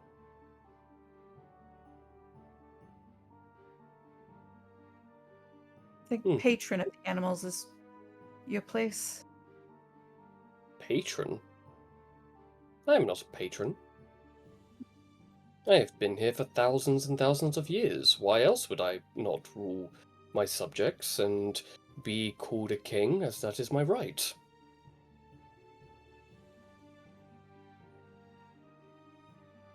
I love all of your stubbornness, your entitlement, and all that it brings. Well, it has been a while since I've had any humanoid subjects. Just try not to call the other humans that are here subjects. I'm not sure they're all going to deal with that very well. Well, why? Well, to be fair, that is true. Sheep do not need to worry about who is leading their flock.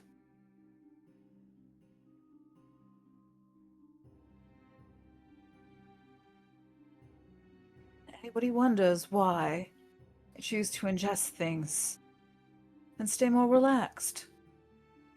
Oh, just out of curiosity, could you possibly get one of the crocodiles out of the chill room next to you, please? Why do they have to eat meat? This is disgusting. Some people enjoy the finer things in life. This is not finer. Do I you understand it. do you open the chill room? Yes. Make a dexterity saving throw. Okay. Oh, okay. 13. 13. A grasping vine grabs you and launches you into the room. Okay. And you look as you land on the ground. It's cool. It's quite cold in here. Not enough to like freeze flesh or do anything, but it's more like preserving things. as you see. Roll an investigation check as you're now on your back. 15. 15. You see upside down flowers, rose petals, hanging in suspension of frozen stuff, and you see an elven woman with pieces of her missing. And you see other elven individuals with pieces of them missing. You see Dragonborn, you see tieflings, you see humans, you see halflings, gnomes, dwarves, Goliaths, you see changelings, you see Eladrin. All hanging upside down like dried racks of meat with all blood removed. And you see your father is standing there in the doorway. I hope you don't mind of the family reunion, as he shuts the door and you hear a lock.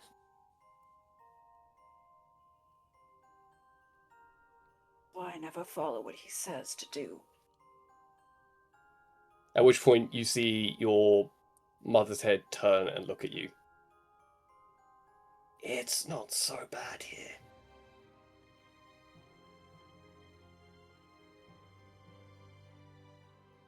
The king watches over us. After all, that is what we are made for. As she looks down and you see jars underneath each of them that seem to be filled with some type of like white smoke.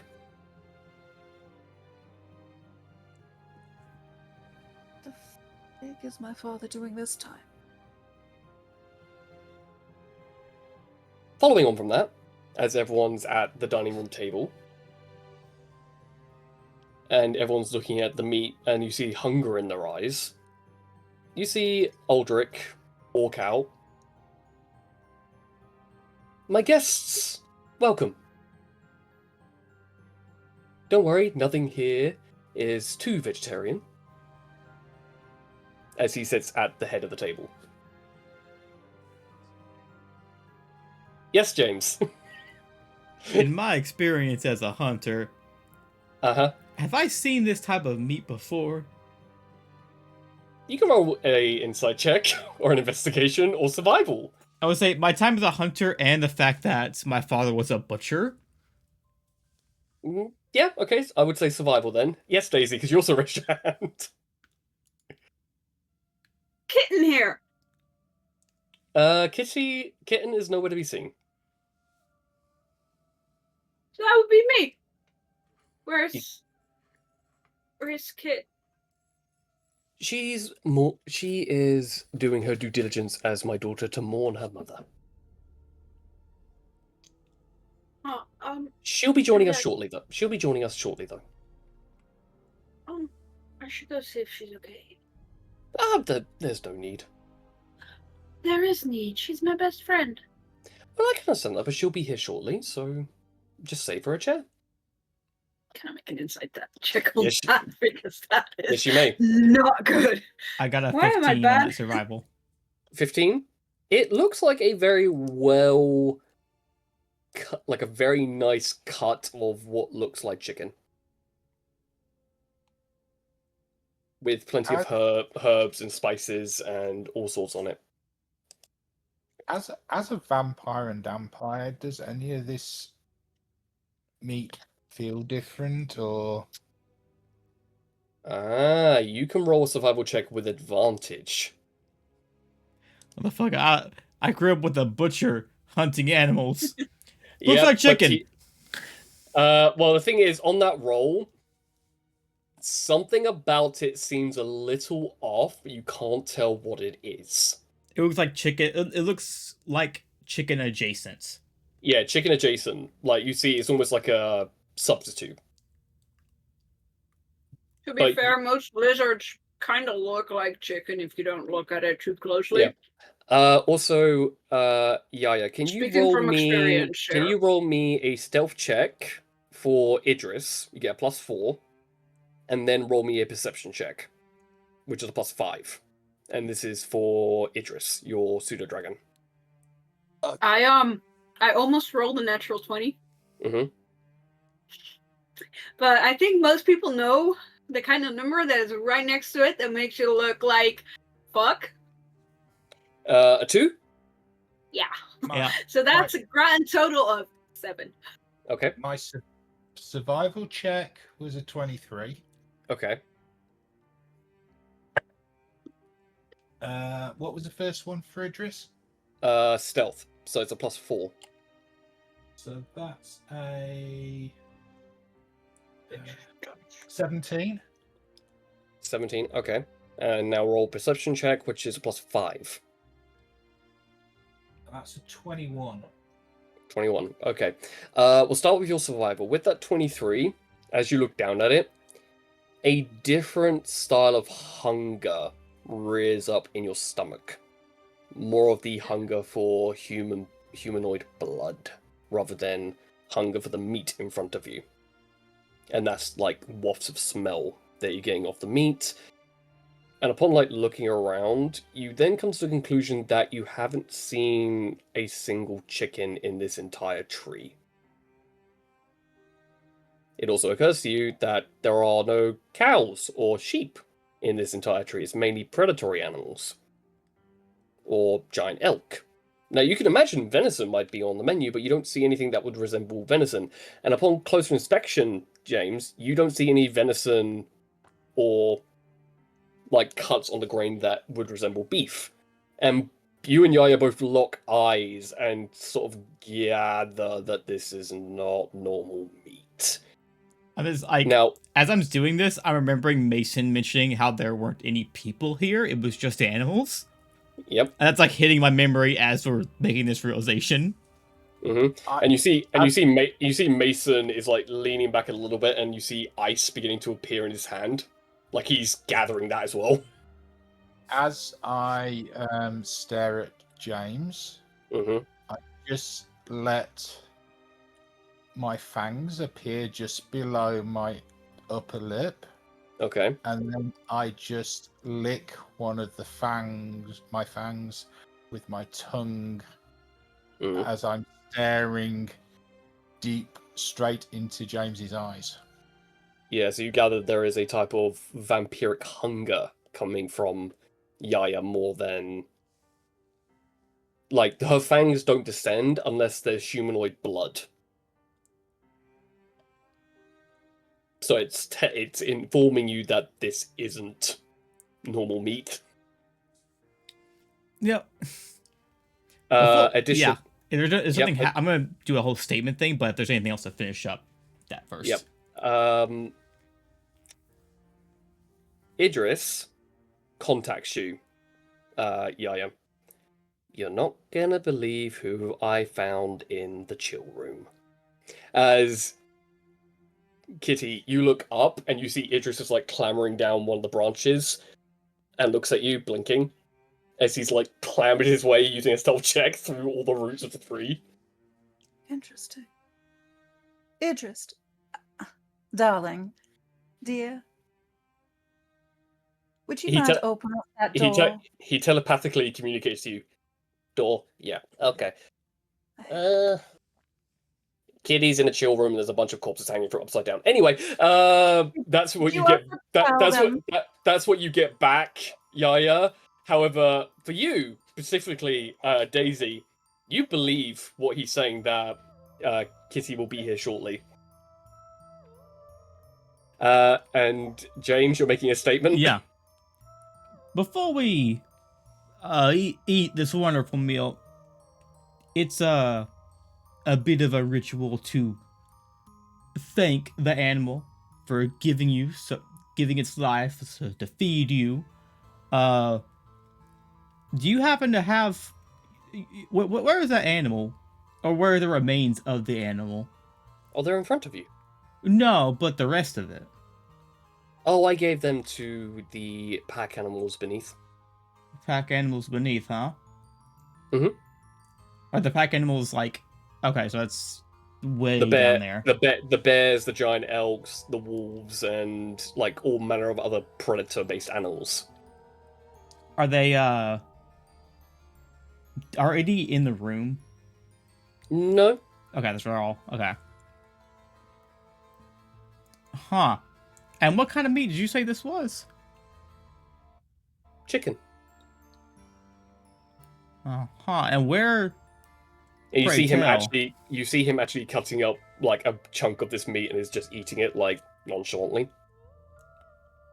And where do you keep your chickens? Oh, they're wild. They remain outside of my tree. Really? Because coming here, I didn't see a lick of chicken. Oh, that's strange. They are around.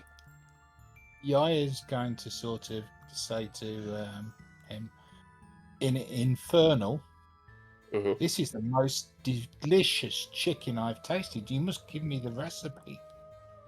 He looks at you going, might I ask that you don't use that particular language in my home? I can't understand it. Does he look as if he's actually understood what she said, or he just doesn't understand the words? He doesn't understand it at all. Then she'll say to him, saying Infernal, my apologies, James, this is human meat. And then, oh, sorry, once I start using this tongue, I apologize. This is a wonderful meal. You must give me the recipe sometime. I'd be happy to give you the recipe. It's one of my wife's very personal recipes. And to honor her memory, I'll happily hand it over.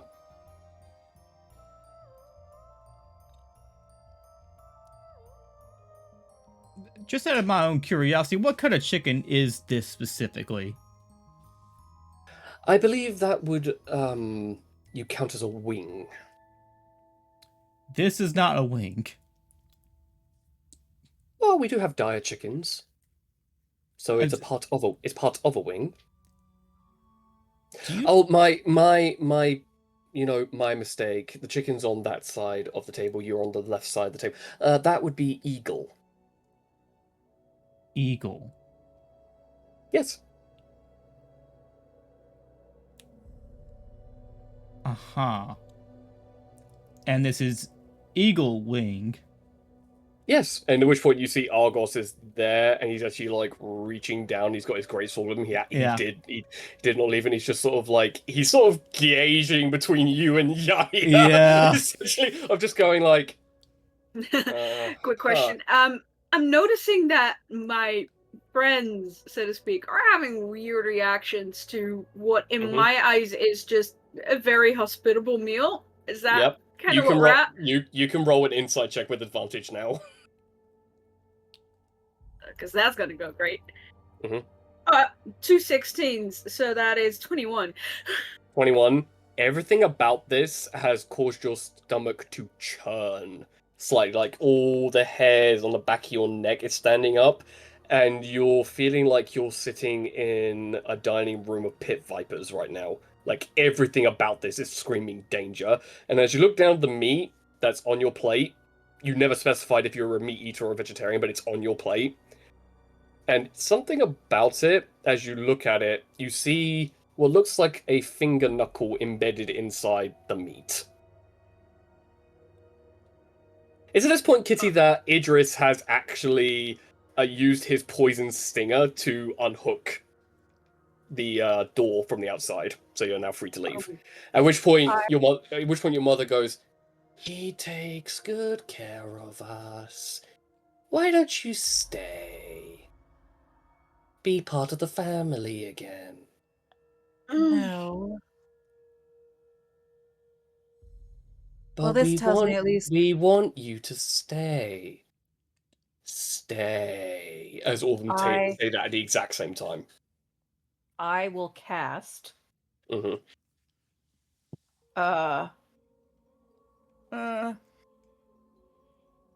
It's at that point that you notice one of the males, one of the tiefling males, is missing his ring finger.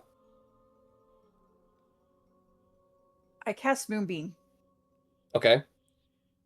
Just inside, like, the box. To be fair, you'd have to like roll out the way because it would like fill up this entire room. Yeah. And as the moonbeam hits, the rest of you hear this ungodly high-pitched screech coming from the kitchen. That is like the equivalent of a banshee wail, and at which point you see Aldrich go, "Well, damn, that has definitely ruined my palate." Yair immediately casts Mage Armor. He casts Counterspell. Oh no. And I'm walking towards the dining hall. And she uses a reaction to cast Counterspell on his Counterspell. Roll d20. Oh no. As I'm walking there, I cast Detect Poison and Disease. 19. 19. Yeah, your Counterspell goes through, so your Major Armor happens. As you cast Detect Poison and Disease, you get an overwhelming hit from the entire kitchen. I'm gonna say that initially Daisy would have started eating because she wasn't aware and she was just going like, okay. I'm assuming you don't eat meat though. Is Daisy Sparingly. Yeah.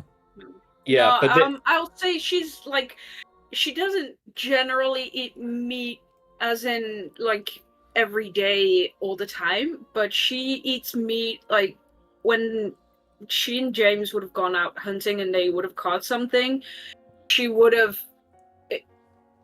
felt like it would not be a good thing to waste meat just because she would refuse. So she would join in on that before the meat goes bad. But as long as there's make a Constitution saving throw. shit, yeah, I was kind of expecting that. But yeah, so she would when the occasion is there, she would eat meat. Where's my saving throw? At which point It's you gonna go great. see Chit is like eating like the scraps of meat that's been handed over, and at one point, all of you look over and you see his entire jaw just fall off. At that point, I'm gonna do an amplified cursive binding. Okay. What did you roll? What did you roll, Daisy? You know that number right next to a 19? You rolled a nat 1. Uh-huh. Okay, you take. I didn't even have long rest yet. Yeah, short rest. Yeah, short rest. Yeah, but I didn't do hit die in that. In that case, I was panicking. How many hit points do you have? Just say if your number's over 37, I'm out. Okay, well, you took 22 points of poison damage. Okay. You are poisoned. And because you rolled a natural 1, you fall unconscious. That sounds fair. As you ingested drow poison. Poisoned and unconscious. That's great. So for both Yaya and everyone else, you see a few people just go on the table. You see Father Cope. Can I just have like the last words of like, this meat tastes kind of funny? Yeah, this meat tastes kind of. Yeah. And at which point he goes, "Oh well, I guess I will have to replenish my meat selection. I'm sure a few of these individuals will do. But I'm a little bit sad that some of you didn't partake." He needs to make a DC 14 strength save. Okay. That blood cursive binding. Alrighty. And Yair's... that's a 12. He is restrained, I believe. Speed is 0, cannot take reactions. Okay. Yair loses counter spells. Has started her blade song and flies across the table to attack him straight off. As he kind of like sits there on the chair. Well, that is a little bit uncalled for.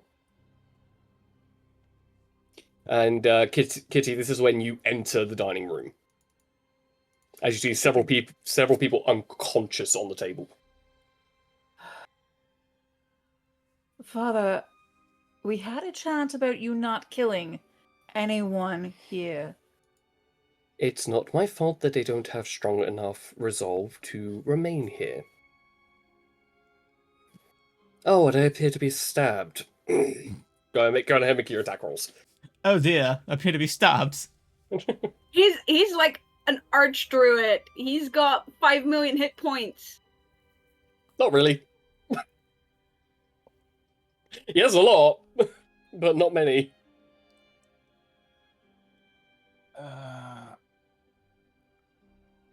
So that's damn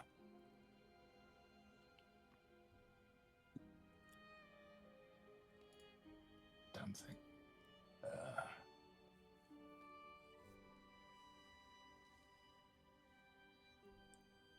Rapier.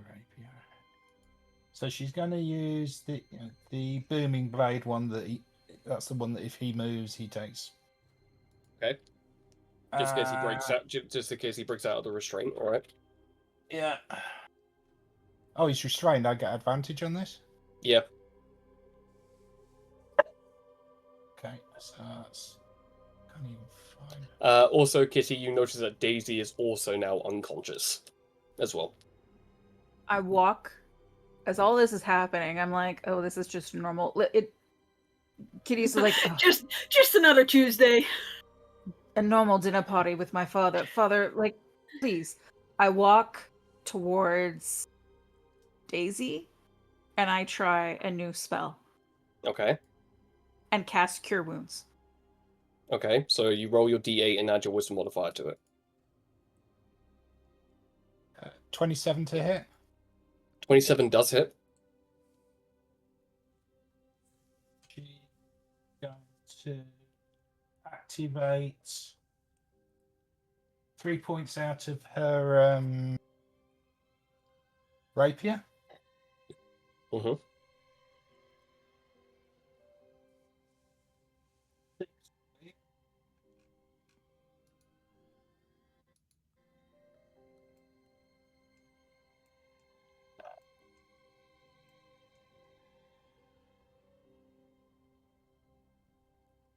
And a d8 for her blade.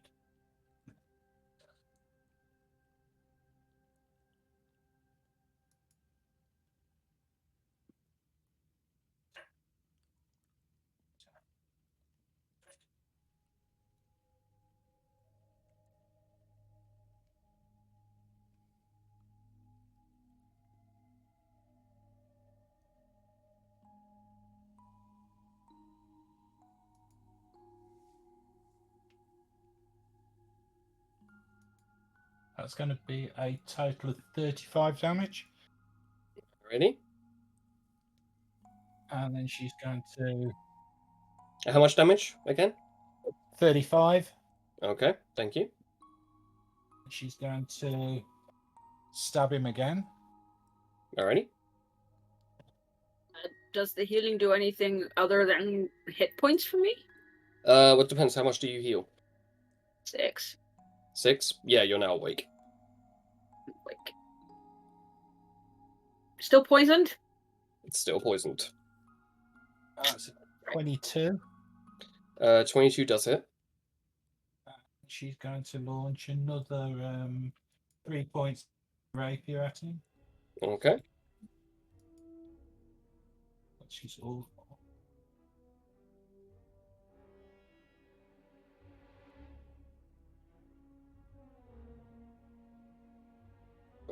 My sweet, could you possibly ask your friend to not repeatedly stab me? 37 damage this time. 37. Yeah. Alright. And good woman. Now, darlings, I don't think... I thought you knew Elvin. Yasha. Yeah. Yeah, does know Elvin. Okay. My father does have difficulties with some things, and one of them is not poisoning people I like or know. It's most unfortunate. Just Kitty, he's trying to feed us other people. Yes, I understand that. He did try and make me one of those. He's killed people in the past. It's kind of his thing. Maybe I Now, should have explained that. now that's something you might bring up. You might bring that up ahead of time. Well, I thought he'd be a gracious host this time and not like the other times. I'll slip in the car. I am being a gracious host. Yes, but you're trying to feed them things that are gonna make them ill, and I just didn't kill them at the door. That would have been too much blood on the carpet. Yes, and the last time you killed my spouse when he left, just after the nuptials when we were all eating. This is very similar to that. I'm really sorry to all of you. I'm very sorry. It's a thing my father does. I know some of us have, a way to get rid of this poison. If you can cast those who do, and I will start trying to help those who are unconscious. Now, Father, no. This is uncalled of behavior. You are supposed to be, as you say, royalty in this area, so act like it. You don't kill people. Well, No. I was hosting and causing a feast, and these people have now attacked a monarch. So I now need to take a personal direct reproach. Now, Father, the reason they're all a little bit upset, and she's very reactive. She seems to have some vampire something or other. So for a vampire to be that upset means a lot. Oh, I see. So I would just suggest we all calm down, have a seat. Father, Because- stop trying to kill them all. He cast a spell magic on Yaya. Oh no. Counter spell. You've already used your reaction. Oh, this turn, yeah. Yep. Father, I know this is. Now, I know we've had a lot of interesting dinner parties in my life, but He then immediately cast Misty Step out of the chair. Is Now- Misty Step the reaction? It's a bonus action. No. Oh, it's a bonus bonus action. You're right. You're right. He then immediately goes, I was hoping to have more subjects, but if I must, then I must. And he raises a hand and he's going to cast Dance Macabre. Oh no. Kitty, your dad's gonna die today. Either he dies or we die. You gotta pick one. I cast Blight on him. Is there a saving throw on that? No, but he is immune to necrotic, so when you cast Blight, it does nothing. I was hoping that my daughter would be menial to just hop in a soldier and allow me to take over her body, but I guess we're just going to have to do whatever it is that we're going to have to do. And he clicks his fingers and he goes from the form that you know to a lich-like form. But here we are.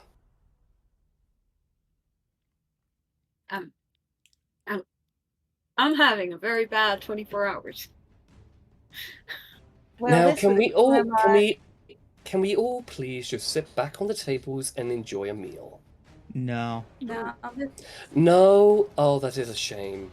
As the entire tree begins to move, as skeletal Guys, I'm getting a wood- little nauseous here. as skeletal blight-like hands begin to grow out of the ground. I move Moonbeam up towards the dining room, Okay. killing everything in its wake. Okay. Does that do damage to the soul jars that were in there? Yeah. Good. As he goes, oh my late night snack. That's a pity. Well, I can always replace them with, well, all of as he gets hit with a blast of cold energy from Mason. Now that was uncalled for. Well, this explains why my parents couldn't have any children. of their Well, own. your mother didn't know what I was becoming, so it became a little bit awkward when she wanted children. And it did break my already removed heart to place her in that reanimated state. Is this why I got sold to Grandpa? as a bride to be when I was a child. I felt that you would be much suited to being in his graces than within the very quickly grove that was becoming much more than what it was destined to be. I see. Well, But you know welcome to what? my family. Oh, there's a psychotic aspect to my family. This is not new. Kitty, Psychotic, I take offense to that claim. I am merely an evolved being. Kitty, I think he Kitten? sacrificed your grove to make himself like this. Sacrifice is such a rude word. I merely gave them a better purpose. Sacrificed. Kitty, Yes. I don't think I like your dad very much.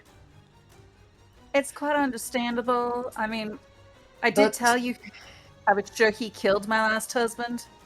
I But you did know tell what? you. As he's actually still looking down at the gaping wounds in his chest from the rapier stabs. How about we reconvene this for a later time? Pretty sure that will not be a good idea. Yeah, I'm gonna say no to that. As he goes into the next turn and he moves back a little bit out of counterspell range. He can't. His speed is still 0. The blood curse it? is his blood. His blood keeps him from moving. If he had any. Oh, did Oh, that no! count as moving for the booming blade?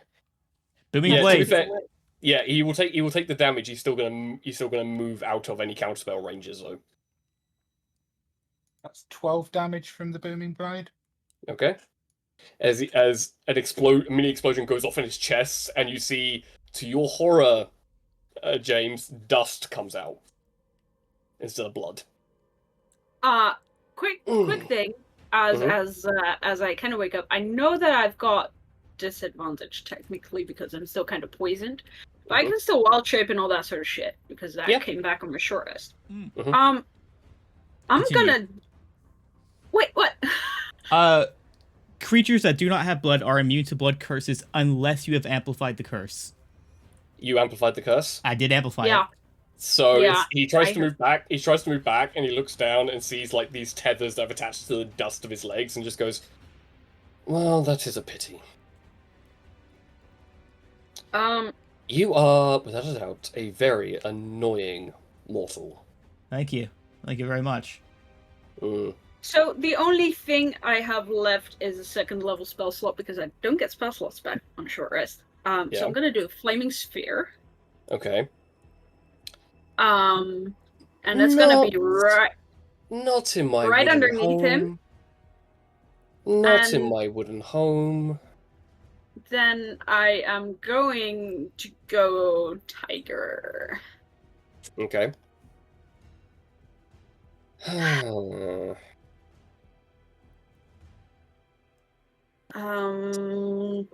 I just want to sleep, y'all. That was like my last spell slot. He is going to cast plane shift.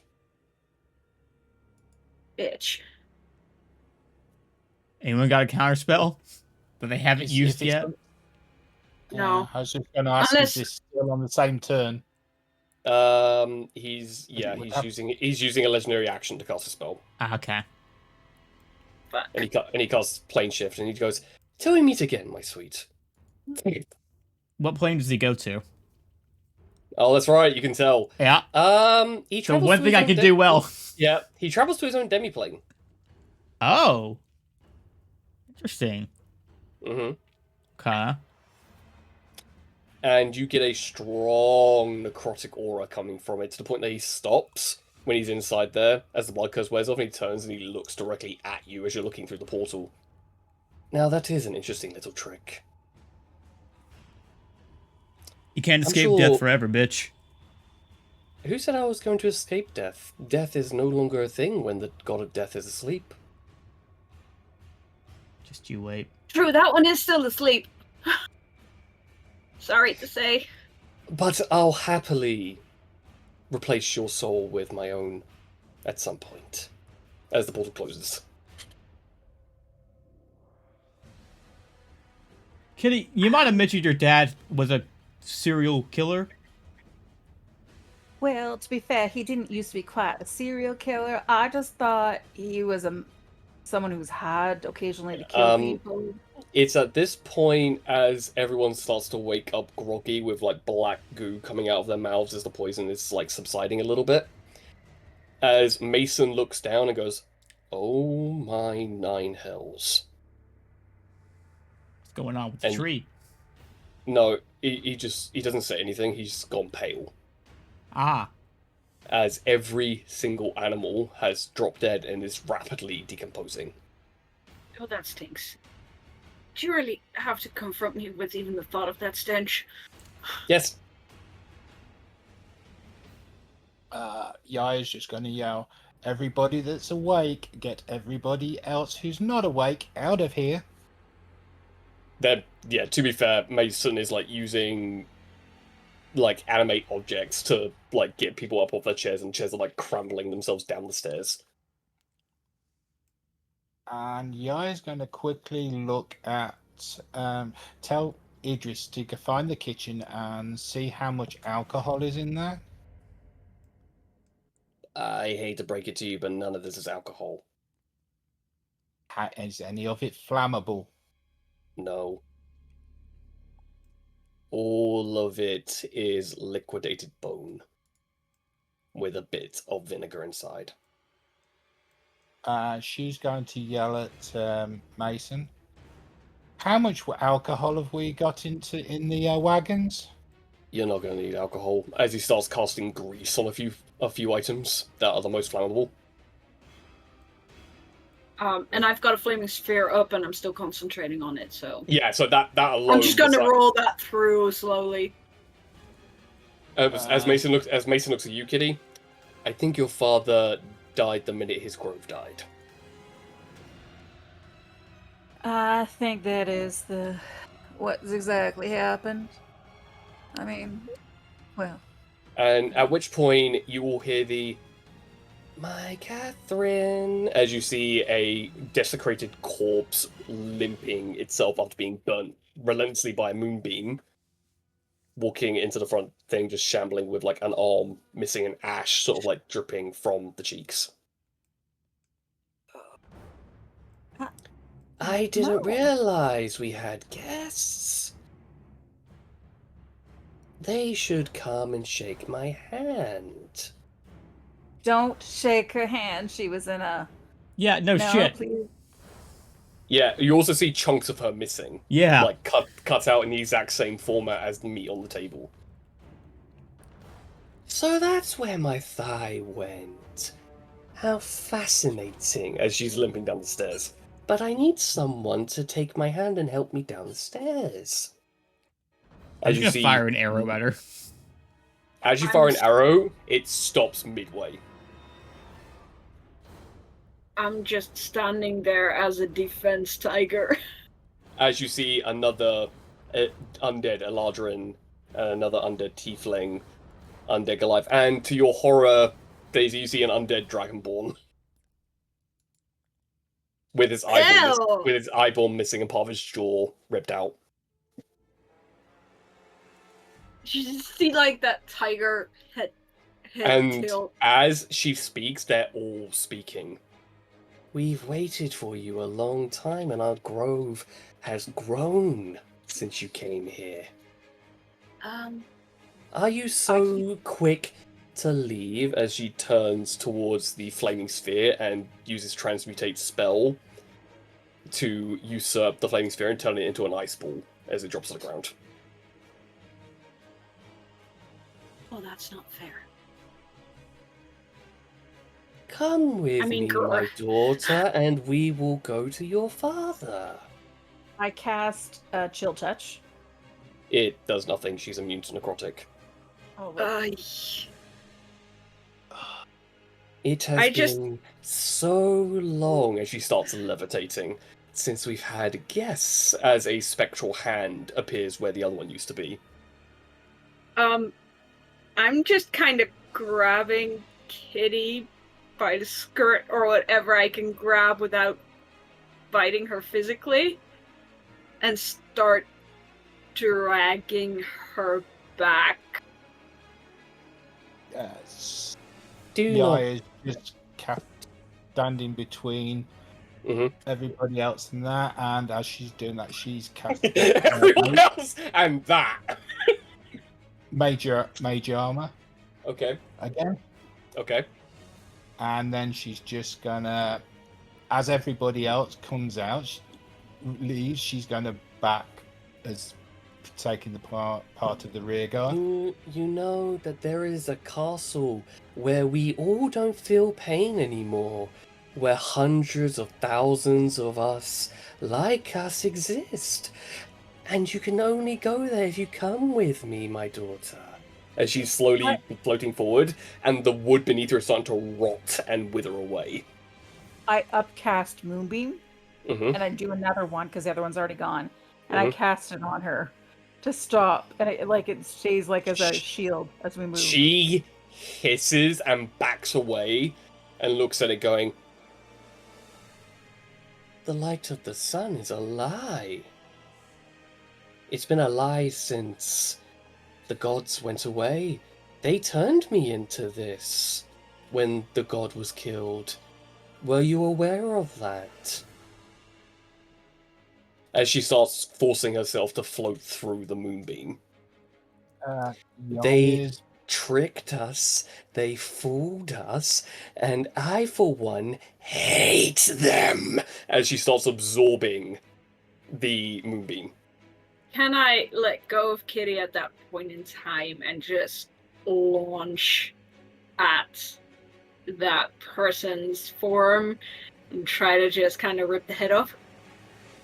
You'd be jumping into a moonbeam, you'd take a lot of damage for that. You might drop dead. Yeah, you might drop out. I'm a tiger. I stand by my statement. Make a full hit strength points. make a strength check with disadvantage. Yeah, that's fair. That's fair. Shit, I need my tiger stats. Oh, well, it's a natural 20. To start off with. What's with disadvantage? Shit. The other is an 18. Okay. For a total of. So, yeah, I need to find tiger stats. Hold on. I need to find my tiger stats. Now, is this a saber-toothed tiger or a normal tiger? Obviously. Sabretooth. Obviously a saber tooth. Okay. I mean...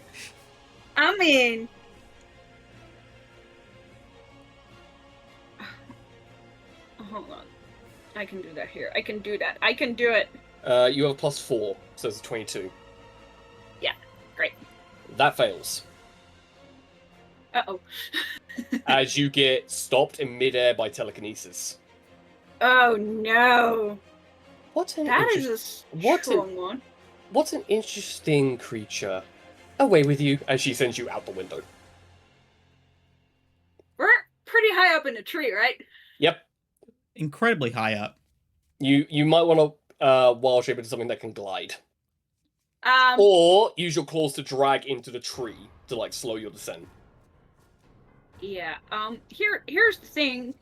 Mhm. I think for gliding, you need to be having a winged. Yep. Or something like a flying ability. So claws it is. I don't got that because despite being level 8 and normally having that, I am only a level 6 druid. I took a level or 2 in fighter. Mm-hmm. You can use your rend attack to try and dig yourself into the tree to slow your descent and jump onto branches. I'll try that, obviously. Okay. How far away from Yaya is she? She would have if she got flung and then nearly got dropped. You have about a second to cast a reaction spell of any kind. Okay, now I've only got a bonus spell. Mm-hmm. If I use polymorph, because I see Daisy getting thrown, Mm-hmm. I don't see that it says I can't cast polymorph and turn her into something flying. There's a thing about polymorphing shapeshifters, I believe. I had a character that was really big into true polymorph before. Yep. Polymorph only lasts for an hour. It's not the same as true polymorph. Like, you don't permanently stay in that form. Right. You could potentially turn saber-toothed tiger Daisy into a flying creature of some kind.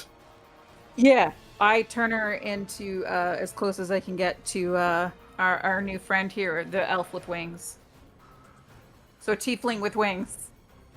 Polymorph only works on animal-based creatures. Oh. Flying squirrel. And here's the Okay, thing: flying can you squirrel. cast it as a reaction? Because I think this I would be reaction. No, this is an action-based spell, and I would say that because we're in like a loose, we're not in initiative, because I'm making it very clear as a DM that this is a TPK fight if you try and fight it. Yeah. Yep. So essentially, what happens is as you're plummeting as this tiger about to claw in, you smell like spores like wrapping around you, and you feel yourself shift and turn, and in a panic you go from flying squirrel to eagle as you take flight as an eagle. Yeah, I'm gonna still plummet to down. So you're Cause gonna dive. I'm gonna do like the steepest dive I can, and at the last moment just use my wings to kind of stop myself and land properly. Because afraid of heights. I was like, does Daisy know how to fly? Down is a good way to go. No, that's fair. As she kind of like sees that and goes, I am so proud of you, my daughter. You've learnt spells. That I have, and how about we have another chat in another 100 or so years? Why? You're right here. We could have a chat right now, as she's like halfway through the moonbeam, still disintegrating from the radiant damage. I'm gonna cast black ribbons on them. Okay, Which is what does that do? It is a 20-foot cube. Mhm. That everything within it needs to make a DC 14 Dex save or be restrained. I rolled a 4. She's going to use a legendary resistance to succeed. You gave these things motherfucking legendary resistances. I did, God damn it. considering that she's an archlich. Cool. Well, all the other undead creatures around her are also potentially restrained. Yeah, they're all nat 1. So you see all of them stop, and you're like, haha! As you see her head just poking out of this black shadow sphere. It didn't stop her, but it stopped the rest of them. It's basically Yeah, a bunch of like plane of shadow black ribbons come up and just like restrain them. And she looks at going, oh, this is a pocket of the shade. You are very clever. As she looks directly at you, James. Thanks, you're not the first to tell me that. Oh, I'm sure I'm not. Anyone like that should obviously take my hand. Which hand? The one that's not in there, or the rotting one? A hand. As her eyes will go wide. Nah, you look a messed up bitch. I'm good. That's rude. That's very rude. As she turns and you see part of the wall begin to crack Yeah. and splinter and turn into jagged pieces pointing at you. All right. I think my childhood makes a lot more sense now, and I think all of us that are actually living and not dead leave. This might be why I was able to live with them so long. Interesting. I think that I need a new mantelpiece, and he shall do just fine. Try I'm bitch. enjoying his company as a live individual, and I think I'd like to keep his company for a while. How about that? Make a persuasion check. Oh, Yes, Daisy. After 20 seconds of panic at the bottom, did I turn into a eagle or a giant eagle? You turned into an eagle. Fuck that. However, as you drop to the ground, you kind of like stay there for a minute as you see all the horses and beasts of burden and mastiffs. As you see, Winter has ripped apart a skeletal dog, along with the rest of the mastiffs that were protecting the pack animals. Okay, so I know eagles have a few hit points, very few hit points. Mhm. if I was a giant eagle, I would have gone like I should fly back up and go see if I can just fly some people out. As a normal eagle, not so much. So here's what I'm gonna do. I'm just gonna fly into the wall, full force, to kind of hopefully hit myself out of eagle hit points. Yeah, you drop out of eagle and come back to your saber-tooth tiger, but you are on the ground.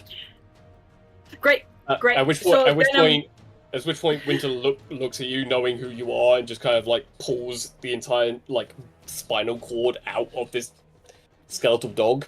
And Yaya, yes. Yaya's going to cast haste. Okay. And as she stands, which will be for her next turn, that takes into. But while she's standing in front of James, her back hand is reaching into a pouch at the behind, and she pulls out a bundle of 10 red leaves that are tied together, and then slightly opens her hand so that she can make sure that James can see them. And also make sure that Kitty can see them because she's in front of everybody else. Okay. By the way, I rolled very poorly. Mm-hmm. I rolled a 4, so I got 9. Ah, my sweet, sweet daughter. No. As she's about to rip a wall to send it as wooden spikes at James. I take out my sword first. Okay, and Yaya, what do you do? Because this is the last round. It's a 3 and out kind of deal. Okay.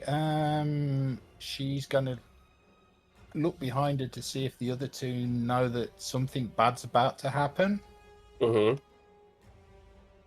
And whether they're getting ready to leave. Okay. And if they are, she's going to lob the 10 red leaf grenade as an attack. Okay.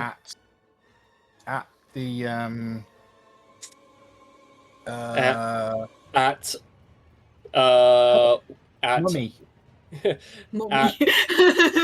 You mean at one Avalon Elwood? Oh dear. Yeah. Whatever impression did I give any of you that she was dangerous? I'm gonna just say I'm sensing a theme with parents right now. Nah. What? Oh, you haven't met mine yet. No, but so far all parents of someone's characters have been dubious at best. I'm gonna use a bonus action to cast jump on myself, just to be kind of prepared to leap out of the way of those giant spikes. Okay. I will say you are at the stairwell, so if you were to leap, you can leap out. Okay. But it's a long way down. Yeah. Just pointing that out. However, you see Argos is there with you guys, like engulfing his greatsword in fire and backing up with all of you. As he's going to do the same thing that you did, James, and he's going to amplify a mark of binding. And she rolls, and she fails. So she immediately goes, Still in the moonbeam. While being slightly incinerated by a higher level moonbeam. And she goes, now that was uncalled. And as she says that, these red leaves just go floating in the air from Yaya. And they tap. As, how? Okay, so you said it was a red leaf grenade, so there are about half a dozen to a dozen in there? It would be the effect of 10 fireballs. Well, as you all jump back, because they're in such a dread place as a Archlich's lair, they go from fireball to firestorm. Because they're amplified in the Nexus place. Oh no. So can you go ahead and roll me 10d10? and then times that by 10.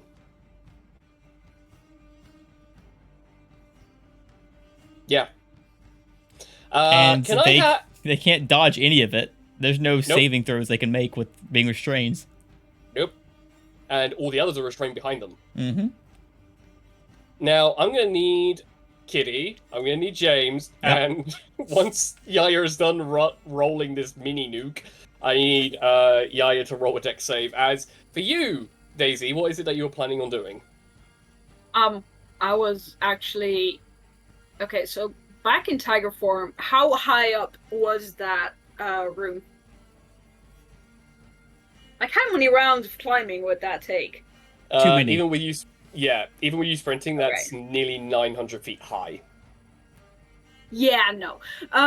Like, even with the tiger's speed of 40 feet, you can move, like, 120 feet per turn by dashing. And like, do a running leap to jump upward. But even that alone would take you at least a good, like, 11 rounds. But it's at that point that you should look up, like, judging and calculating in your head of how quickly you could get up there. And knowing it would take too long. That was like a split-second calculation. Yeah. In that split second, however, there's a pause before you see... Quick question. Yes? Of James and Kitty, who is nearest to the explosion? I would say none of you, to be fair. Like, you're at the exit, so there's like good, like, 20 feet gap between you and everyone else. And you can direct where this firestorm goes, because it's a 10 foot by 10 foot square, 10 squares over. So I'm going to lob it so that it combines together, keeping all of them in it, but putting as far as putting the party and everybody else as far as it can. And, okay, so what is the base? 10. Yeah, 10d10. You just need to roll the total, and I will times it by 10 and then let you know what the actual damage number is. Okay, so I got 55. 55. So you do 550 points of fire damage. Ouch. As to all of you, this ungodly level of heat just radiates out in a split second, and the entire room is on fire and quickly going into a wildfire inferno. Do you make your leave, or do you want to stay? Oh, we stay. Oh, you sure? Yeah, you want to stay? You sure? I think we should watch it burn. Yeah. Yeah, watch it burn as, like, you see half of Kitty's mother, Avalon, is there. Half her body is there, while the other half is, like, incinerated. And she goes, "Oh, it's been a long time since I found this level of pain."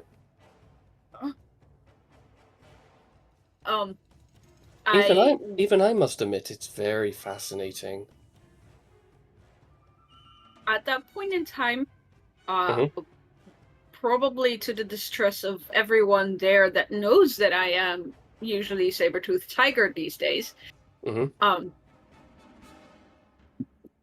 Daisy will sprint up the stairs, basically.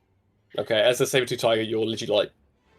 Yeah, I don't know if it's still actively going up as well, but I am racing up the stairs. Yeah, as you're racing up the stairs, you are seeing everyone racing back down, and you literally just get caught in the crowd. Like, there's so many...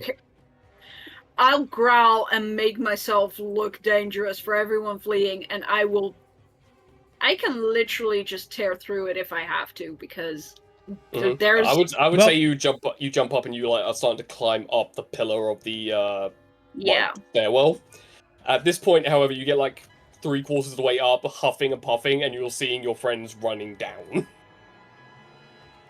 I'll just jump right behind them and just kind of start pushing them. At which point, you're seeing this entity that's half incinerated, just like floating down, going, "Why must you always run away from us, my dear? It's no fun when you run. I am not as fast as I used to be. They should still be restrained. Yeah. Yeah. She's literally like leaning herself down the hole so she can like look out. Staying in one place, but just like He's like rotating. intimidating, like pretty Pretty much. That Michael Like, Jackson lean. Yeah. Yeah. And just going, shall we play tag again? It's been a while since we've played tag. I'm pushing everyone But, out. she's gonna use her bonus action to do vile teleportation and teleport like 30 feet down, even though she's still restrained. So she's nowhere near you guys, but she's like, well, She's a little bit closer. yeah, a little bit closer. But she looks up at where the rest of the proto liches used to be, and just going, well, that's a shame. Oh, I guess the rest of my body is starting to incinerate. That's a shame.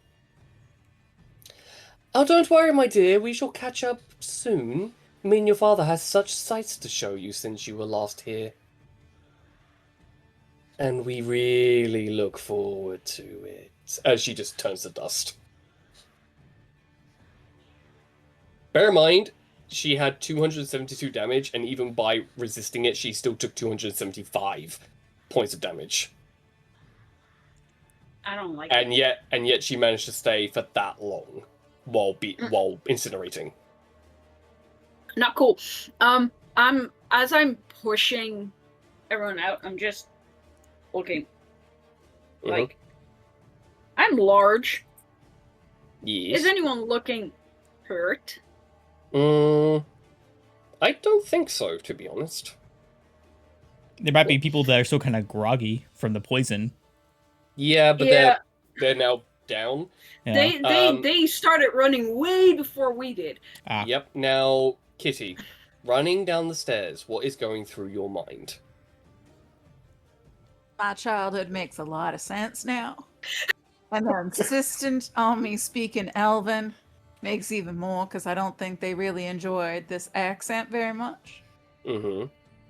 And all the spells always having a slight necrotic essence to them make even more. And the fact that they couldn't have children, it's a bit of a ding ding ding ding ding ding ding ding ding.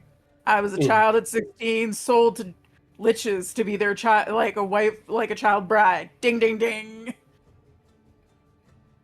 And a lot of that is going on, and her going, all right, well, this makes a lot more sense. All right, this is a lot of. I should have asked a question on why they killed that person back then. Like, her brain is literally doing a lot of that. Oh, that person. Yeah. I just thought they were. No, they're. Oh, yeah. Okay. Everything makes more sense. And I'm leaving and going, I'm alive? This is interesting. I'm alive. And she's literally walking, going, and then she looks in the fire and she goes, what about Chin Chin? Because he would have been incinerated and all of that. And she goes, I'll just get more. Yeah. However, as you guys reach the bottom of the tree, there's a brief pause as we guide the camera up, as all of you hear the crackling of the fire down below. And, you see a iron stone dagger hit the ground 20 feet to your left. That was Chit-Chit's, realizing he was caught up in the blast. And upon looking inside, as the flames is consuming this entire thing, the body that's quickly rotting away that was Chit-Chit, a large purple mass, is like rearing in it. Oh no. Well, that is not something I did. Well, you don't know at the moment, as all of you hear the same ungodly shriek from upstairs that you all thought was coming from the kitchen, but was actually coming from Chit-Chit.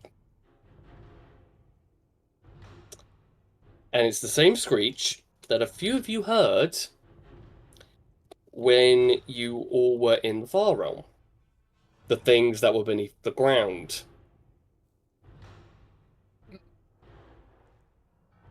A neolithid, as it's called. I don't think I like this.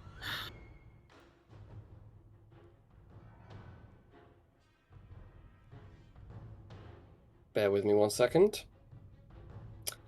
As it begins to rocket its way, with parts of Chit-Chit still attached to its mandible face. As all of you hear this loud as something falls from the top and is on fire. Oh no. And James, I believe you were the last one to see one of these things before you went through the portal. Mm-hmm. Mm-hmm. This thing does not look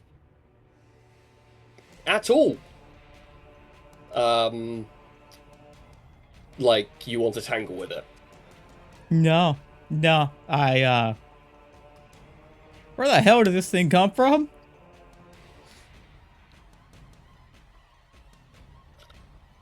I just kind of look up. Kitty, is this one of your dad's things? No, ain't anything. No, just that plane that we all went to. Oh, that's the only time I've seen. Anybody know what that is? At which point you just hear Mason, whatever it is, we are not going to be here. No, we need to get the hell out of Dodge. To be fair, I will put it into the side chat so you guys can take a lovely little look of what the damn thing looks like. Oh no. Because that thing that's on fire and casually just, So, that thing. Oh, that one. Yeah, that one. Yeah, Yeah. that thing. That thing. As it Yeah. kind of like smashes its giant like chitness and carapace head as it looks at all of you. And its mouth is closed right now, and like the Demogorgon from Stranger Things, it just opens its mouth and a bunch of tendrils come out and it screams. It's just like bear in mind, I will point out it doesn't have its main hit points because it did take half of the 550 points of fire damage. It took a lot of damage. So well over 100 damage. Yeah. Well, I think we need to leave my parents to that thing to have an argument between each other. So that thing can deal with them maybe when... And we'll see who comes out after that fight. Let's all head out of here now. As it looks up where the fire is, and it starts, like, convulsing as it regurgitates and releases an acid breath. And then it stops and looks at all of you as part of the tree, like, sloughs off from the acid. And that's where we're going to end the session for today.